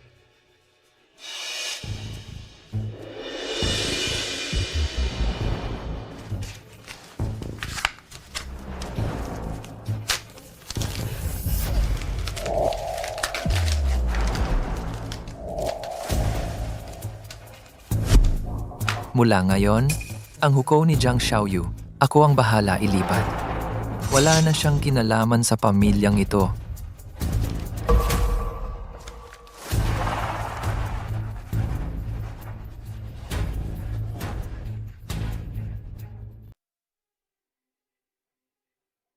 Tatay, nanay, tingnan ninyo. Talagang nag-apply si Zhang Xiaoyu para mag-aral sa ibang bansa. Siya, saan galing ang pera niya? Baka ito ay pinaghirapan ni Jigang. Katarantaduhan? Isa siyang tagadala ng plato. Kaya niyang kumita ng 100,000. Niloloko mo ba ako? Tatay? Nanay? Sabi ninyo, baka itong pera ay pinagsabuatan ng magkapatid na ninakaw nila ang death compensation ng kanilang ina noong araw? Hoy, mali. Ang death compensation noong araw ay ibinigay sa akin ng buo. Ibinigay ko na sa iyo lahat. Kung hindi, ikaw ang. Hindi mo ibinigay ng buo ang pera? At itinago mo bilang pribadong pera para sa 2 batang iyan. Masyumei, huwag kang magsalita ng ganyan nang walang ebidensya. Pupunta ako ngayon para hanapin silang 2 at ipapaliwanag ko ng malinaw. Zhang Jigang, ikaw, huminto ka. Sabihin mo, ang death compensation ng ina mo noong araw, iyon ba ay isinilid mo ng palihim ang isang bahagi? Iyak na. Kung hindi, saan siya kumuha ng pera para pumunta sa ibang bansa? Kinuha nila ang pera natin at gusto na nilang tumakbo? Sasabihin ko sa iyo, kung hindi mo ibabalik ang buong compensation ngayon, walang sino man ang aalis. Tatay, tingnan mo nang mabuti. Ang pag-aaral sa Australia ay daan-daang libo bawat taon. Mahirap na mahirap silang dalawa. Saan galing ang perang ito? B. Baka ito ay noong araw, ang kontraktor na iyon ay nagbigay ng sobra sa kanila, ng palihim, at itinago nila. Mga sinungaling kayo. Ang pera ng kuya ko. Sarili niyang pinaghirapan yan. Pinaghirapan? Isang waiter lang siya? 100 piso lang ang kita sa isang araw. 100,000? Kailan pa niya makakamit yan? Hanggang kailan pa? Tama? Jigang, anak. Tay, pasensya na kung nagkamali ako sa inyo noon. Pero itong pera, hindi ito maliit na bagay. Ito ang perang pinaghirapan ng nanay mo. Sa totoo lang, ang perang yan, sa pamilya natin dapat. Kung talagang kinuha mo, ibalik mo na. Magkakapamilya pa rin tayo, di ba? Magkakapamilya? Zhang Yongqiang. Nang namatay ang nanay ko, 82,000 ang bayad mula sa construction site. Ikaw, pangatlong araw pa lang, pinakasalan mo na si Masyume. Binilhan mo pa ng kotse ang anak niya at bahay. Samantalang kami ni Xiaoyu, nakatira lang sa isang sira-sirang upahan na tumutulo. Kapag taglamig, wala man lang makapal na kumot. Bakit hindi mo naisip na magkakapamilya pa rin tayo noon? Talagang napakasama nitong Zhang Yongcheng. Pwe, sariling anak di alagaan. Anak pa ng iba, ang pinapalaki. Tama. Ganyang ama, patay man, walang maglilibing. Ano naman ngayon? Anak ka? Responsibilidad mong alagaan ang tatay mo. Dapat sa amin ang perang yan. Ngayong malakas ka na, may pera ka na, gusto mo nang tumakas. Kasama ang kapatid mo, at di na kami pansinin kung mabuhay o mamatay. Walang ganyan. Kung hindi mo isusuka ang pera ngayon, irereklamo ko kayo sa pagnanakaw. Ipapakulong kita. Ipapakulong! Hindi alam ang buhay at kamatayan.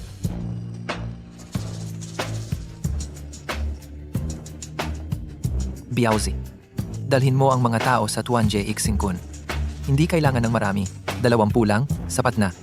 20 tao? Nagmamalaki lang yan.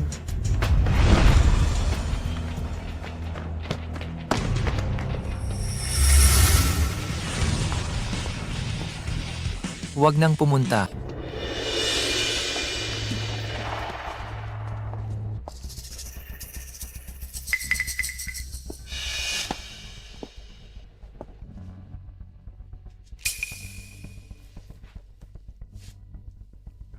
Kanina lang.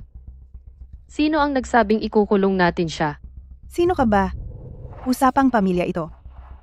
Wala kang pakialam dito. Usapang pamilya.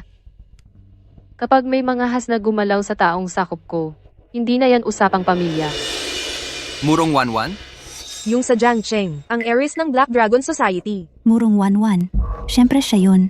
Bukod sa kanya, sino pa ang may ganitong dating? Xiaoli, Binibini. kung kaya sa gawa, wag na sa salita. Naunawaan ko. Ano ang gusto ninyong gawin? Sasabihin ko sa inyo, nasa ilalim tayo ng batas. Batas?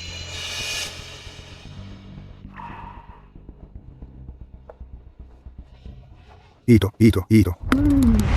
Ayon sa mga kaugnay na probisyon ng Kodigo Sibil, ang death compensation ay dapat ipamahagi ng makatuwiran sa mga anak at gamitin para sa kanilang pang-araw-araw na pangangailangan. Kayo ay inaakusahang lumabag. Ayon sa bank records, ang account ni Zhang Yongqiang sa nakalipas na 10 taon ay buwan-buwang naglilipat sa tuition account ni Zhang Xiaoyu ng halagang wala pang 300 piso. Ito ay bumubuo ng malubhang paglabag sa tungkulin sa pag-aaruga ng isang batang anak. Ang aming mga abogado ay maghaharap nito sa pulisya at sa piskalya, mangyaring makipagtulungan. Paano kung hindi kami? Hindi makipagtulungan?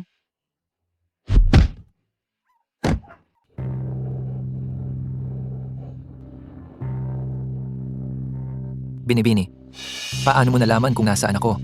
At ang lakas pa ng dating mo. Si Zhao Debiao ang tumawag. Sabi niya, ayaw mong sumunod sa'yo ang mga tauhan niya. Nag-aalala naman siya na mag-isa ka lang. Baka hindi mo kayanin. Kaya pinapunta niya ako.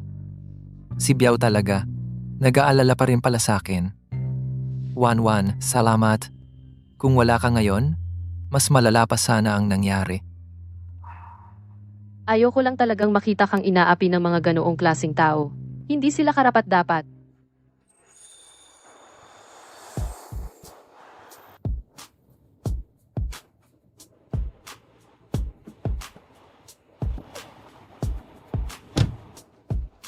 Kuya, nakarating na ako. Sige, pasok ka na. Mag-aral kang mabuti.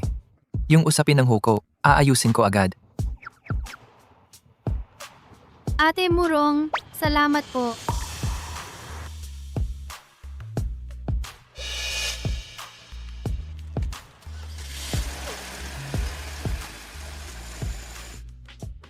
Zhangsan, hindi mo ba naiisip na sobra na ang ginagawa mo? Ha? Pwede kong tanggapin na may gusto kang ibang babae. Pero ngayon, pati ba naman estudyante sa high school? Zhangsan, masyado ka bang nagugutom? Ako? Nagugutom? O sa tingin mo ba, nakakatuwang laruin ang damdamin ng iba? Ako? Hindi ba? Hindi mo ba naiisip na ako at siya? Una, yung babae sa paliguan. Ngayon naman high school student. Zhangsan, ilan ba talaga ang kapatid na babae mo? Murong Wanwan. Pinapasundan mo ako, pero hindi mo man lang nalaman kung sino talaga yon. Mali ako na pina-follow kita. Ginawa ko lang yon para maprotektahan ka, kaya.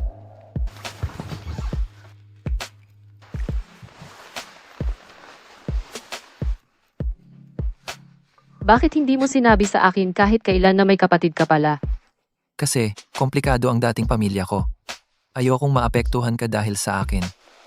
Akala ko ba si Miss Murong? Nagseselos ka pa sa magiging hipag mo? Bitawan mo ako. Sinong nagsabing nagsiselos ako? Anong kinalaman ko sa mga bagay mo? Wala kang kinalaman? Eddie, kung halikan kita, go. Wala ring kinalaman sa'yo.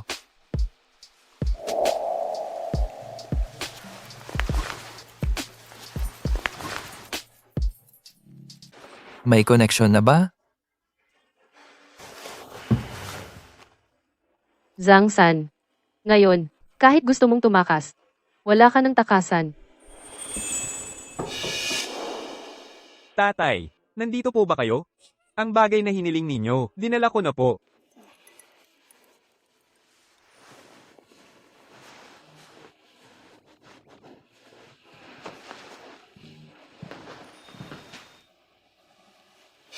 Tatay, ito po ang para sa inyo at kay Binibining Xiaoyu, ang urgent passport at visa. Tapos na po ang lahat. Sige, salamat sa hirap. Ginoo, kakatanggap lang namin ng tiyak na balita. Sa pangalan ni Zhao Debiao, ang karamihan ng gray industry ay sinisikap na ipagbili. Hindi malaman kung saan napupunta ang pera. Oo nga pala, nalaman din namin.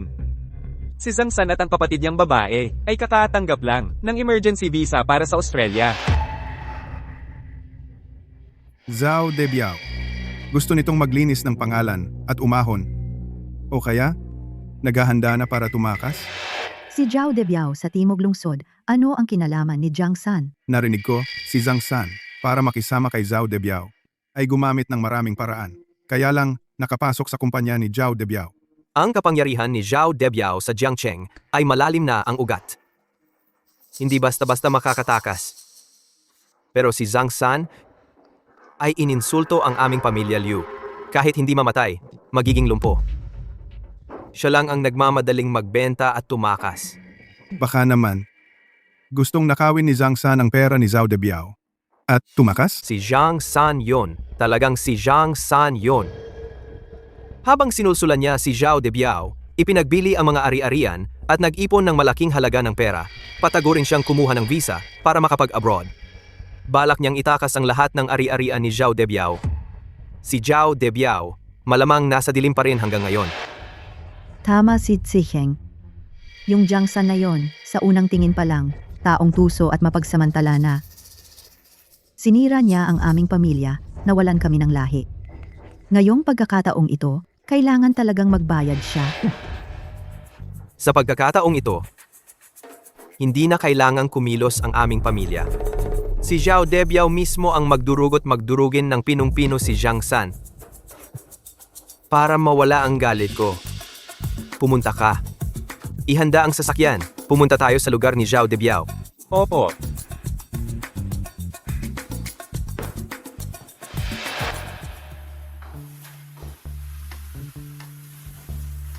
Ang ganda ng bagong opisina mo, Boss Zhang.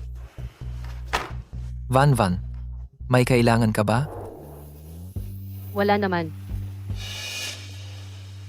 Ika-6 na beses mo na to na pumunta dito. Parang may isang tao na sobrang malambing nitong mga nakaraang araw. Ano? Naiirita ka na ba sakin, Boss Rang? Alis na ako. Parang tupang pumasok sa lungga ng tigre. Hindi ko hayaang makatakas.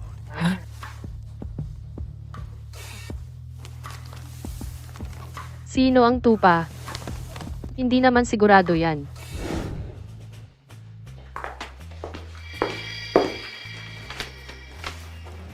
Tatay, bigyan mo ako ng 1 bilyon. Magkano? 1 bilyon. Kanino ka magpapapritong pera? Hindi ako magpapaprito ng pera, pera mismo ang gusto ko. O kaya mga ari-arian sa ibang bansa na madaling mako-convert sa pera. 10 bilyon. Ang kailangan mo? Akala mo ba pabrika ng pera ang bahay natin? Bibigay ka o hindi? Murong 11. Ako ang tatay mo, hindi ATM mo. Hindi naman siguro kayo magtatakas ni Jiang San? O siya ang nangudyok sa'yo? 10 bilyon. Alam mo ba kung gaano kalaki yan para hingin mo ng basta-basta? Sasabihin ko sa'yo, wala kahit isang kusing.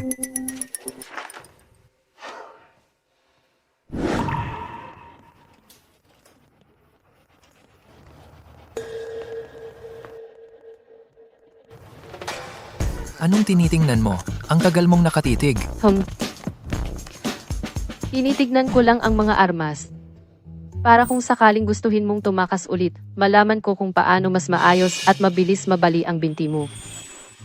Pwede bang ulitin muna? Bago mo baliin?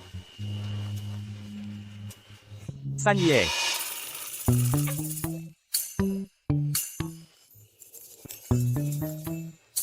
Sanye, dumating si Liu Zikheng. May mahalagang impormasyon daw siya para kay Biaoge. Inaanyayahan ka ni Biaoge. Nandyan na naman. Wanwan, hintayin mo muna ako dito. Sandali. Gusto ko ring makinig. Ano ba ang sasabihin ni Liu Zicheng? Tara na.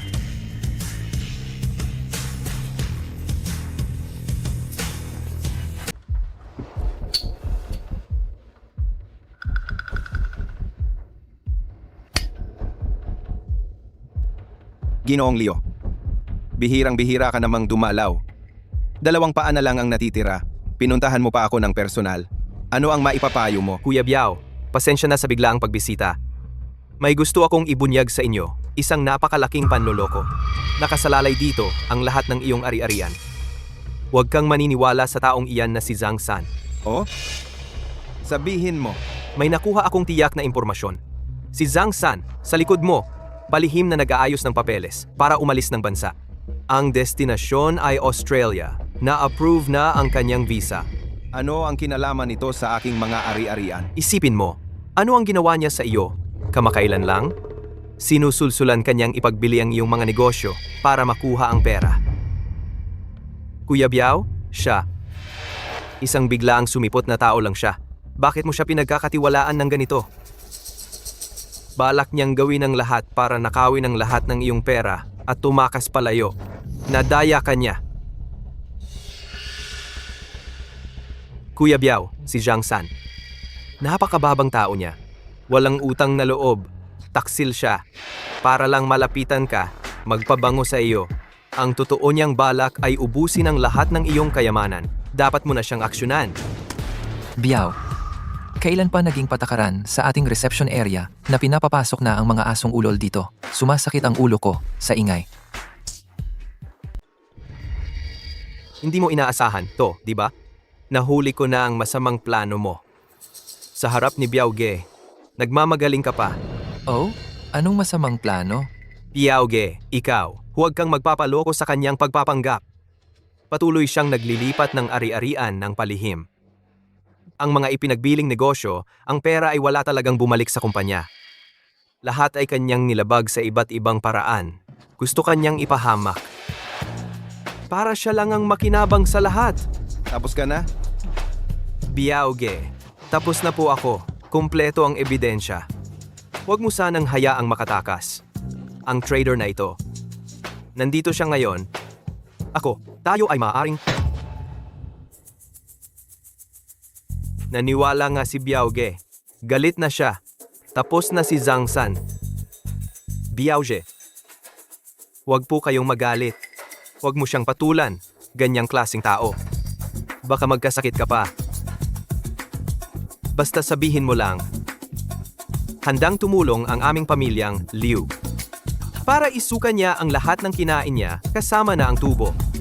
At gawin siyang hindi mabuhay ng maayos at hindi rin mamatay.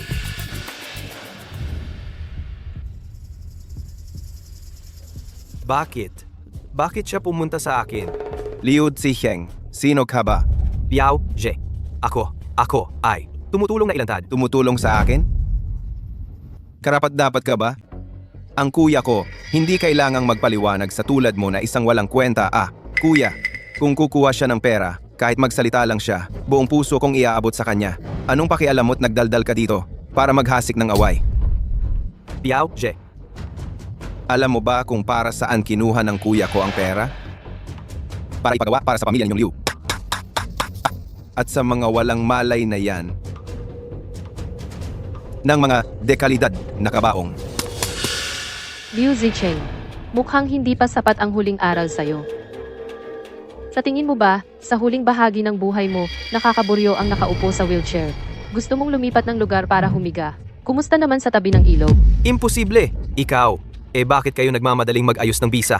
Kung hindi pagtakas, ano pa? Ha? Oy. Ginoong Liu, napaka-detalyado ng intelligence work mo ah. Alam mo pa nga na nag-apply ako ng visa. Tama. Hustong-husto ang ebidensya. Ikaw at ang kapatid mong babae na si Zhang Xiaoyu, urgent visa papuntang Australia. Tama, Biaoge?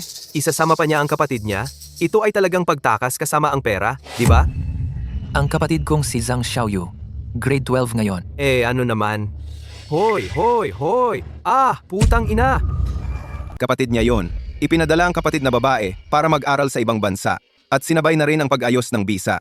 Pagdating sa'yo, naging ebidensya ng pagtakas kasama ang pera. Imposible. Kapag nagpapaaral sa ibang bansa, sino bang mag-aayos ng visa ng mag-isa? Malinaw na. Ikaw naman, sino ka ba? Kapatid na babae yan ng kuya ko. Tunay na kapatid.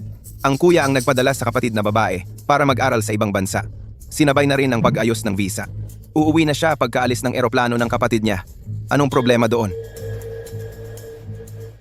Babalik din siya sa ilang araw. Ginoong Liu, bakit mo pinipilit?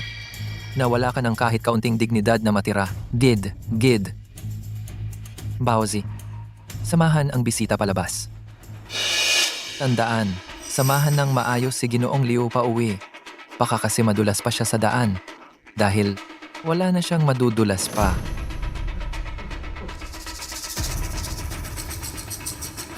Kuya Biao, ako Ginoong Zhang. Ako naging tanga ako. Patawarin mo ako ngayong pagkakataon, Kuya Biao, Ginoong Zhang. Patawarin mo ako. Liu, mula ngayon, dito ka na lang sa wheelchair mo. Mahina ang utak, mahina ang paa, gusto mo pang mambola. Tigilan mo na yan, kuya. Para sa akin, dapat lang na. Ano pa bang pakialam sa isang taong malapit ng mamatay? Nang marinig kong minumura ka niya, hindi ko na napigilan. Pagpunta mo sa Australia, babalik ka pa ba? Oo, isasama ko muna ang kapatid kong babae. Aayusin ko muna siya. Siyempre babalik ako. Marami pang dapat asikasuhin dito sa Jiangcheng. Anong gagawin ko sa Australia? Pero, ako kasi, Ikaw ay, ano? humingi na ako kay Papa ng 1 bilyon. Nakapak na lahat ng gamit ko. Akala ko kasi tatakas ka na naman. Kaya handa akong sumama sa iyo kahit saan. Ikaw? Humingi ka ng 1 bilyon? Para, hindi, Murong Wanwan? Ano bang nangyayari sa utak mo buong araw? Drama ba? Ano pa? Bigla ka na lang nagbago ng ugali at nakisama ka pa kay Zhao Debiao. Bigla mo namang ipinagbibili ang mga negosyo mo. At kumuha ng papeles para umalis ng bansa. Kung hindi yun pagtakas pagkatapos magnakaw, ano pa? Natatakot ako baka ikaw, magutom sa labas. Hindi pwede yun. 1-1. Basta't kasama kita, hindi ako aalis, kahit saan. Kung sa hinaharap, muling magpapa-misunderstand ka sa akin. Gagamitin ko talaga yung 1 bilyon para magpapahitman, para mabasag ang binti mo. Sige, yung bayad sa hitman, ako na ang bahala. Boss, mga kapatid, ang pagbabago natin ay lampas sa inaasahan. Lahat ng gray industry natin ay naligal na o naibenta na. Maayos ang pagbalik ng pondo. Ang bagong itinatag na Sanjiang Group ay nakakuha na rin ng 2 piraso ng lupa sa timog ng lungsod. Ang lisensya para sa logistics company at security company ay naaprubahan na rin. Mula ngayon, dito sa Jiangcheng, tayo ay marangal na negosyante na.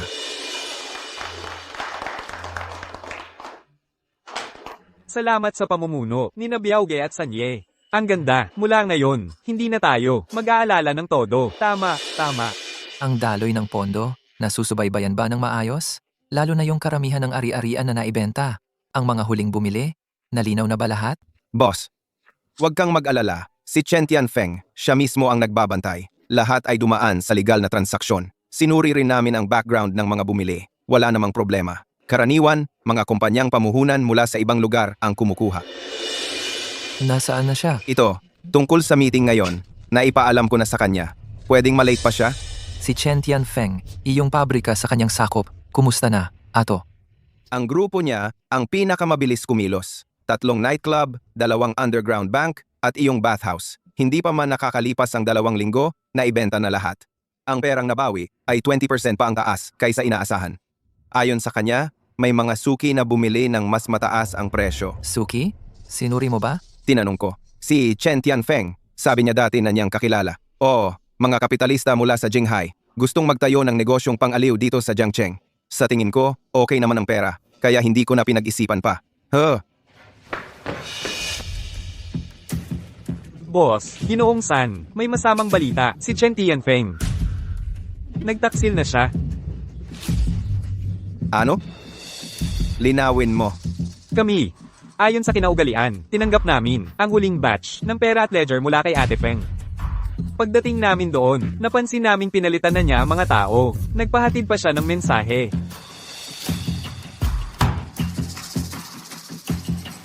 Anong mensahe? Sabi niya, maraming salamat sa kabaitan ni Ginoong San at Boss. 1 katlo ng negosyo ay mapupunta na sa kanya. Dagdag pa niya, simula ngayon.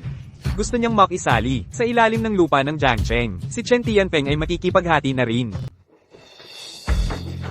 Bruha, babalatan ko siya. Boss, sasamahan ko ng mga tao at gigibain ang kanyang gintong pugad. Tumigil ka. Boss, Pero, saan siya kumuha ng ganoong kalaking pondo para sakupin ng napakaraming industriya? Oo nga, ang mga pabrika niya, hindi ba ibinenta na sa Jinghai Investment Company? punyeta, talagang nauto tayo niya. Anong Jinghai, investment company na galing diyan? Sa tingin ko, si Chen Tianfeng lang iyon. Naglilipat-lipat lang ng pera para makuha ng mura ang mga pangunahing negosyo natin. Boss, malaking pera iyon. Saan siya kumuha ng ganoong karaming pera? Si Chen Tianfeng, ang nasa likod niya, ay si Murong Whiting. Ang nangyari sa nakaraang buhay, mangyayari na naman ba?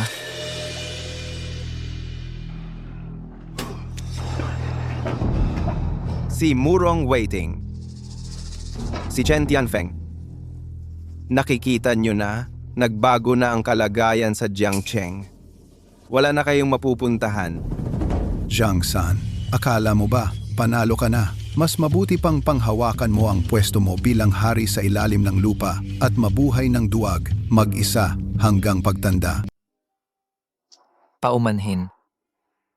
Noon, ako ang may kasalanan. Hindi ko na ipagtanggol si Wanwan. Kuya, ang pagkamatay ni Murong Wanwan ay aksidente.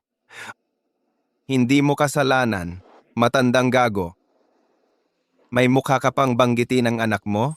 Kung hindi dahil sa'yo, na pinilit mo siyang magpakasal. Kung hindi dahil sa'yo, na puro interes lang ang iniisip, paano siya? Ang kuya ko. Mula nang umalis si Ginang Murong, ay hindi na nakaranas ng isang mapayapang tulog. Kung hindi dahil kay Ginang Murong, bago siya mamatay, ay sinabi sa kuya ko na mabuhay ng maayos. Ang buhay niya ay matagal nang hindi na sa kanya. Zhang San, karapat-dapat ka. Ikaw ang dahilan. Kung hindi dahil sa'yo, ang anak ko ay hindi sana sumuway sa akin. Hindi siya sana tumakas sa kasal at hindi sana namatay. Ikaw ang pumatay sa kanya. Kaya, ang kapatid kong si Zhang Xiaoyu, ay pinatay mo rin ba? Tama. Kayo lahat ay dapat ilibing kasama ng anak ko. Zhang San, lahat ng ito ay dahil sa'yo. Kuya, Biao. Biao, Kuya Biao. kuya. Ayos lang ako.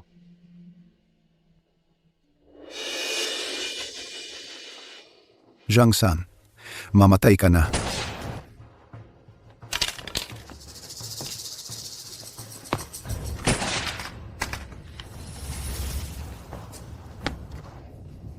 ako ang sumira sa buhay ng lahat.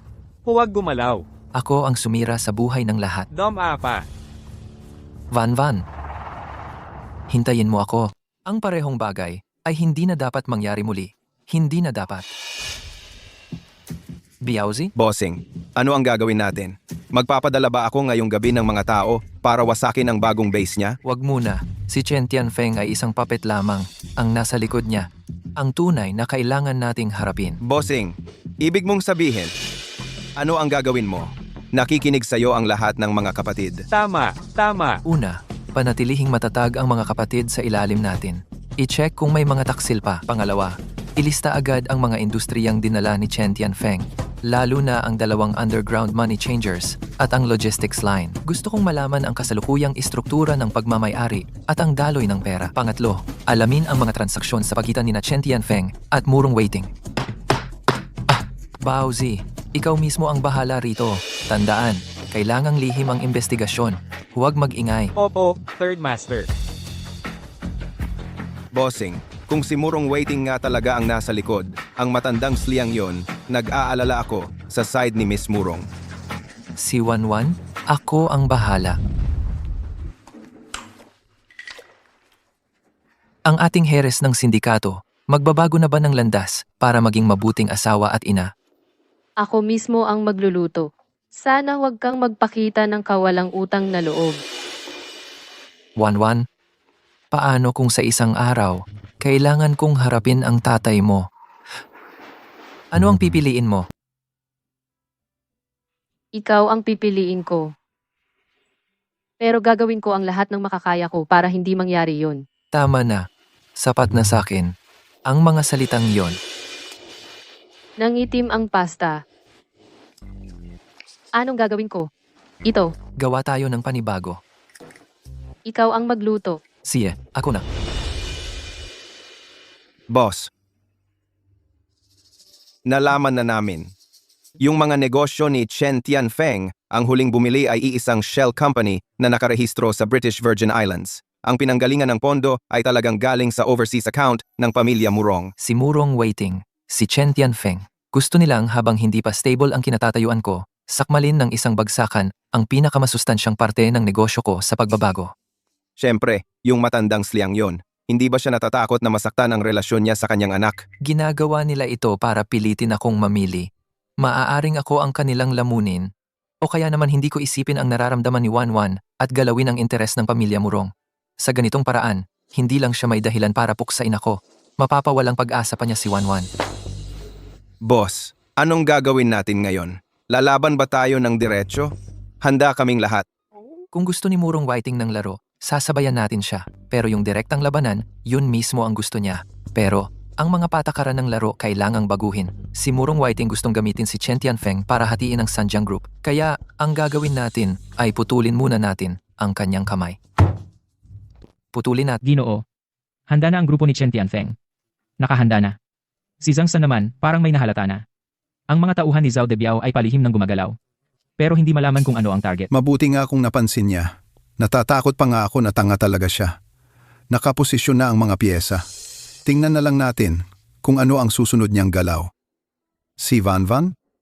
Ang binibini, parang tinutulungan ang kapatid na babae ni Zhang San, si Zhang Xiaoyu, sa pag-aasikaso ng papeles para umalis ng bansa. Ang batang ito ayaw pa ring sumuko. Hayaan mo na. Hayaan mo siyang gumawa ng kung ano-ano. Kapag nahayag na ang tunay na ugali ni Zhang San, maiintindihan din niya. Tandaan mo, sa mga kritikal na sandali, ingatan mo ang binibini. Opo.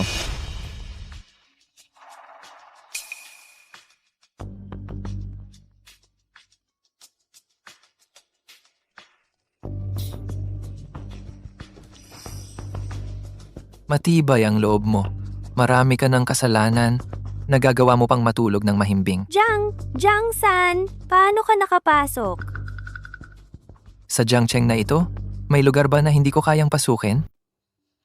Wala talaga. Boss, ang talas pa rin ng dila mo. Ganyan ka pa rin kung manalita. Pero gustong-gusto ko talaga yung kayabangan mo. Boss, noong una, nagkamali ako ng tingin sa'yo.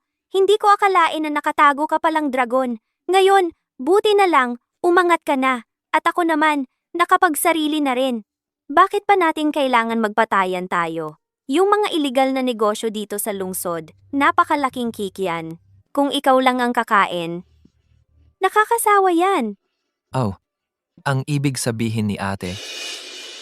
Si Murong Whiting, yang matandang slayang yon, akala niya magagamit niya ako bilang baril. Tapos, pagkatapos, itatapon lang. Pwe, ang narating ko ngayon, hindi dahil sa awa niya. Binigyan niya ako ng pera at impluensya para lang magamit ang kamay ko para lamunin ang industriyang pinaghirapan at pinalago mo. At para na rin putulin ang posibilidad mong maging kayo ni Wanwan. Tuloy mo lang. Boss, isipin mo, bakit pa natin kailangang sundin ang script niya? Ang Three Rivers Group mo, hindi pa gaanong matatag. At ang mga negosyo ko, kahit na ibalik na, kailangan pa rin ng bagong sandalan at koneksyon. Magtulungan tayo. Sa labas, magpatuloy ka sa malinis mong negosyo. At ako, ang bahala sa ilalim ng lupa. Yung pera mula sa pamilya Murong, tatanggapin pa rin natin. Pero ang negosyo, tayo ang magpapatakbo. Mukhang interesante yan ah. Pagdating sa tubo, hati tayo. Pagdating ng panahon, ang legal at ilegal, sa buong lungsod na to, tayo na ang magdedesisyon. Si Murong Waiting, pumunta na lang siya sa impyerno. Pero, Ate Feng, walang ebidensya, di ba? At baka pagtalikod ko, ipagkanulo mo na ako. Alam mo, ang bilis mo kasing magtaksil sa amo. Parang trader na palipat-lipat ng pinaglilingkuran. Zhang San, kung gusto mo ang negosyong ito, sige, gawin mo. Kung ayaw mo, umalis ka. Ate Feng, huminahon ka. Bakit ka biglang nag-init ang ulo? Pakikinggan mo ako, Zhang San. Si Zhao Debiao, isang barumbado lang yan. Ikaw, kung umaasa ka sa kanya, wala kang kinabukasan. Sa paningin niya, ikaw lang, Zhang San, ang mahalaga. Pero ako, si Chen Tianfeng, ang gusto ko ay sarili kong kaharian. Akala ni Murong Waiting, kontrolado niya ang lahat. Sasabihin ko sa'yo ang totoo. Ang mga assets niya sa abroad, lahat yon ininvest sa akin. Kung kanino ang pera, siya ang hari. At yung mga financial records, nasa akin na ang lahat. Mga pulis, narinig nyo na? Involvement sa sindikato, money laundering, smuggling. Sapat na yan para sa habang buhay na pagkabilanggo. Jiang San, ikaw, niloko mo ako. Okay, wala na akong oras para sa'yo. Sa oras na ito, mga pulis, malapit na sigurong dumating. Zhang San, ikaw, nababaliw ka na. Ipinagkanulo mo ako, ang sarili mong negosyo, masisira rin. Ang mga industriyang yan, sa pangalan ko nakapangalan, pero kung imbestigahan ng husto, hindi makakatakas ang pamilya Murong. At ang Sanjiang Group mo, ang bagong kinuha niyong bahagi ng industriya, hindi rin makakaiwas. Ito'y parang kapag may nasaktan, may masasaktan din. Ang pagkawala ng pamilya Murong, anong kinalaman ko doon? At tungkol sa sarili kong negosyo, ang Sanjiang Group, malinis at lehitimo ang lahat ng transaksyon.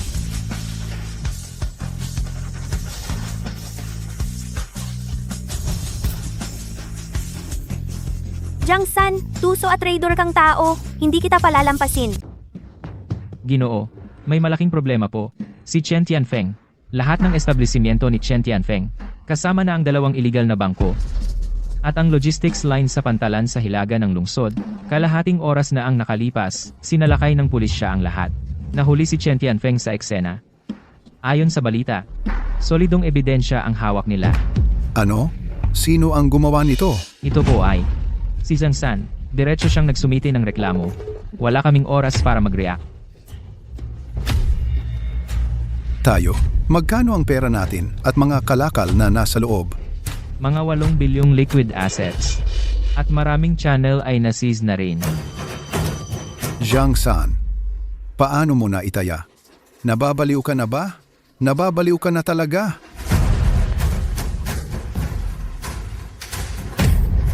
Ginoo,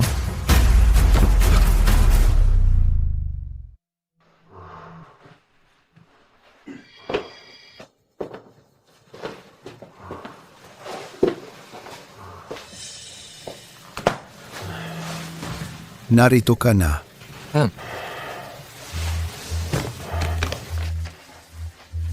Pirmahan mo ito.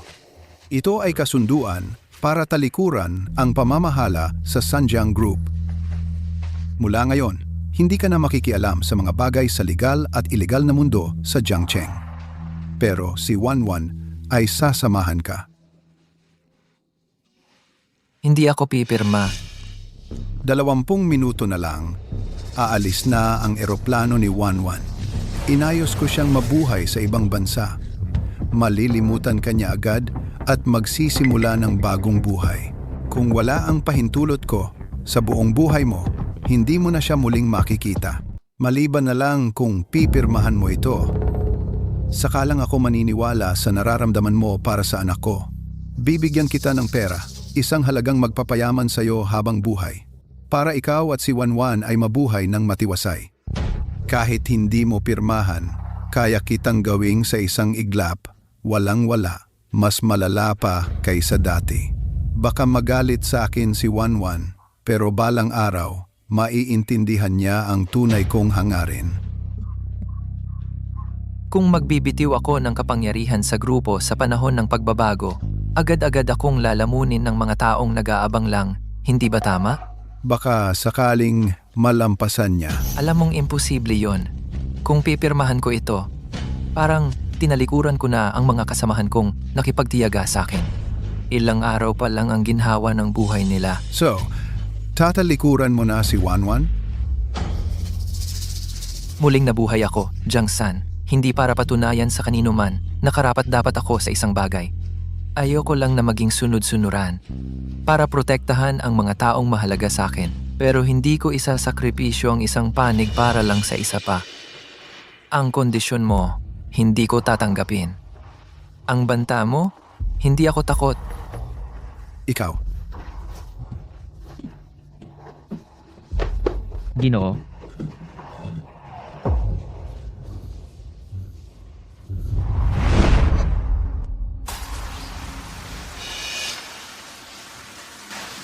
Biaozi, bilisan mo.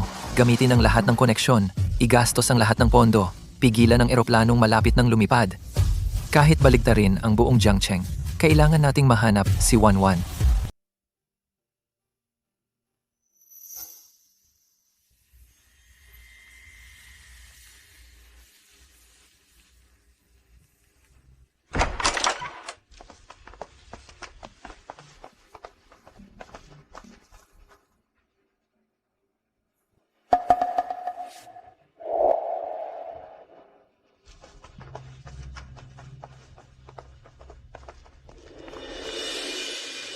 Boss, si Merong waiting. Gusto niyang pinalalaglag tayo mula sa ilalim.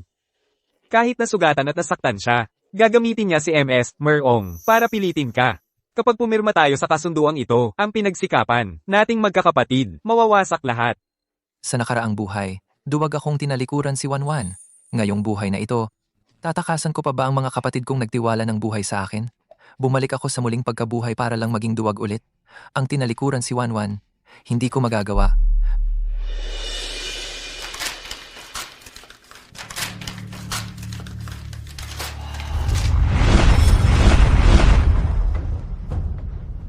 Hanapin, palawakin ang paghahanap sa buong mundo. Kailangang makita si Wanwan.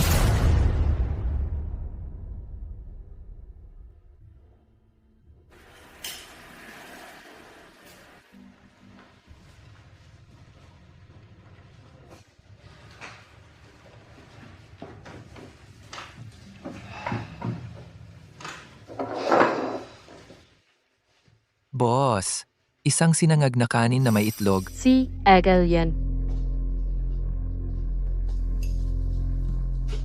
Jangsan, ikaw nga talaga. Sabi ko na nga ba pamilyar ang mukha mo. Ngayon, bakit ganyan pa rin ang itsura mo? Sabing, naalala ko, kalahating taon na ang nakalipas, magkasintahan kayo ng anak ng Black Dragon Society.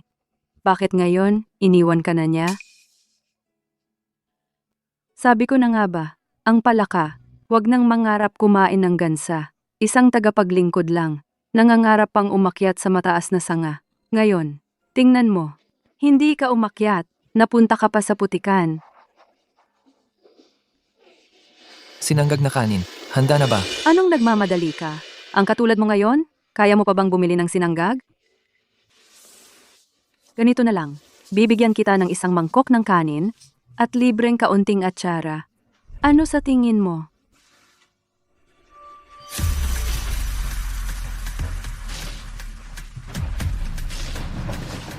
Boss, Boss, may balita na. Hey, kalahating taon na ang lumipas. Lahat ng dapat hanapin, hinanap ko na. Nagpadala rin ako ng tao sa ibang bansa para mag-imbestiga. Pero si Murong Whiting, napakatago niya, si Miss 11. Parang nawala na lang sa mundo. Nakuha ko na. Boss, bigyan mo pa ako ng konting panahon. Kahit baligtarin ko pa ang mundo, gagawin ko talaga ito ngayon. Biao, umalis muna kayo kasama ng mga tao mo. Huwag ninyong takutin ang mga customer dito. Boss, Yankhoff Friedrichse. Narito na. Boss,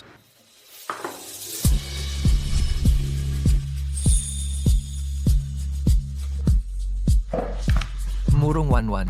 Ikaw? Ikaw nga talaga. Bakit ngayon ka lang dumating? Ano ba talaga ang nangyari? Pasensya na. Alam mo ba kung paano ang naging buhay ko nitong nakaraang kalahating taon? Akala ko sa buhay kong ito, hindi na kita makikita pa. Nandito ka lang pala, sa Jiangcheng, sa restaurant na ito. Ayaw ko rin naman. Si papa ko. Ginamit niya ang buhay mo at ng kapatid mong babae para takutin ako.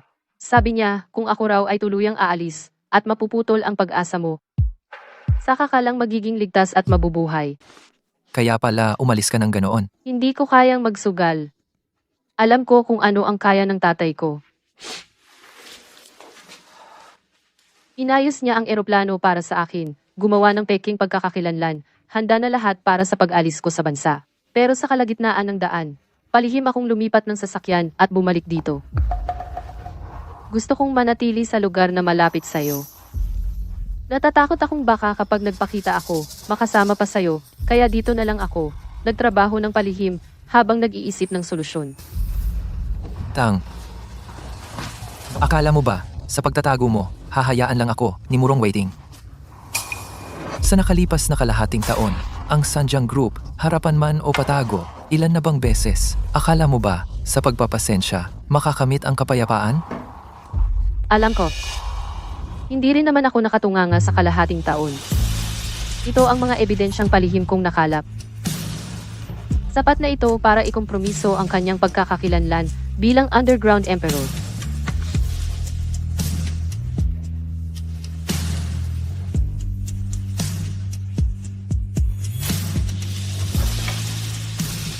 Saan tayo pupunta? Pupuntahan natin ang tatay mo para magsingil. Kasama ang tubo, sabay natin itong singilin. Sige, susunod ako sa'yo. kuya, ate mabuti naman at nakabalik ka.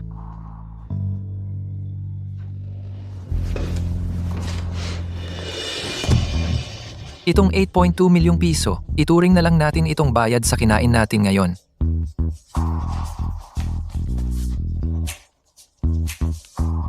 Pa, Nandito na ako. halika rito.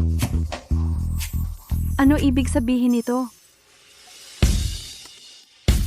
Sa wakas, naging 8.2 milyong piso na.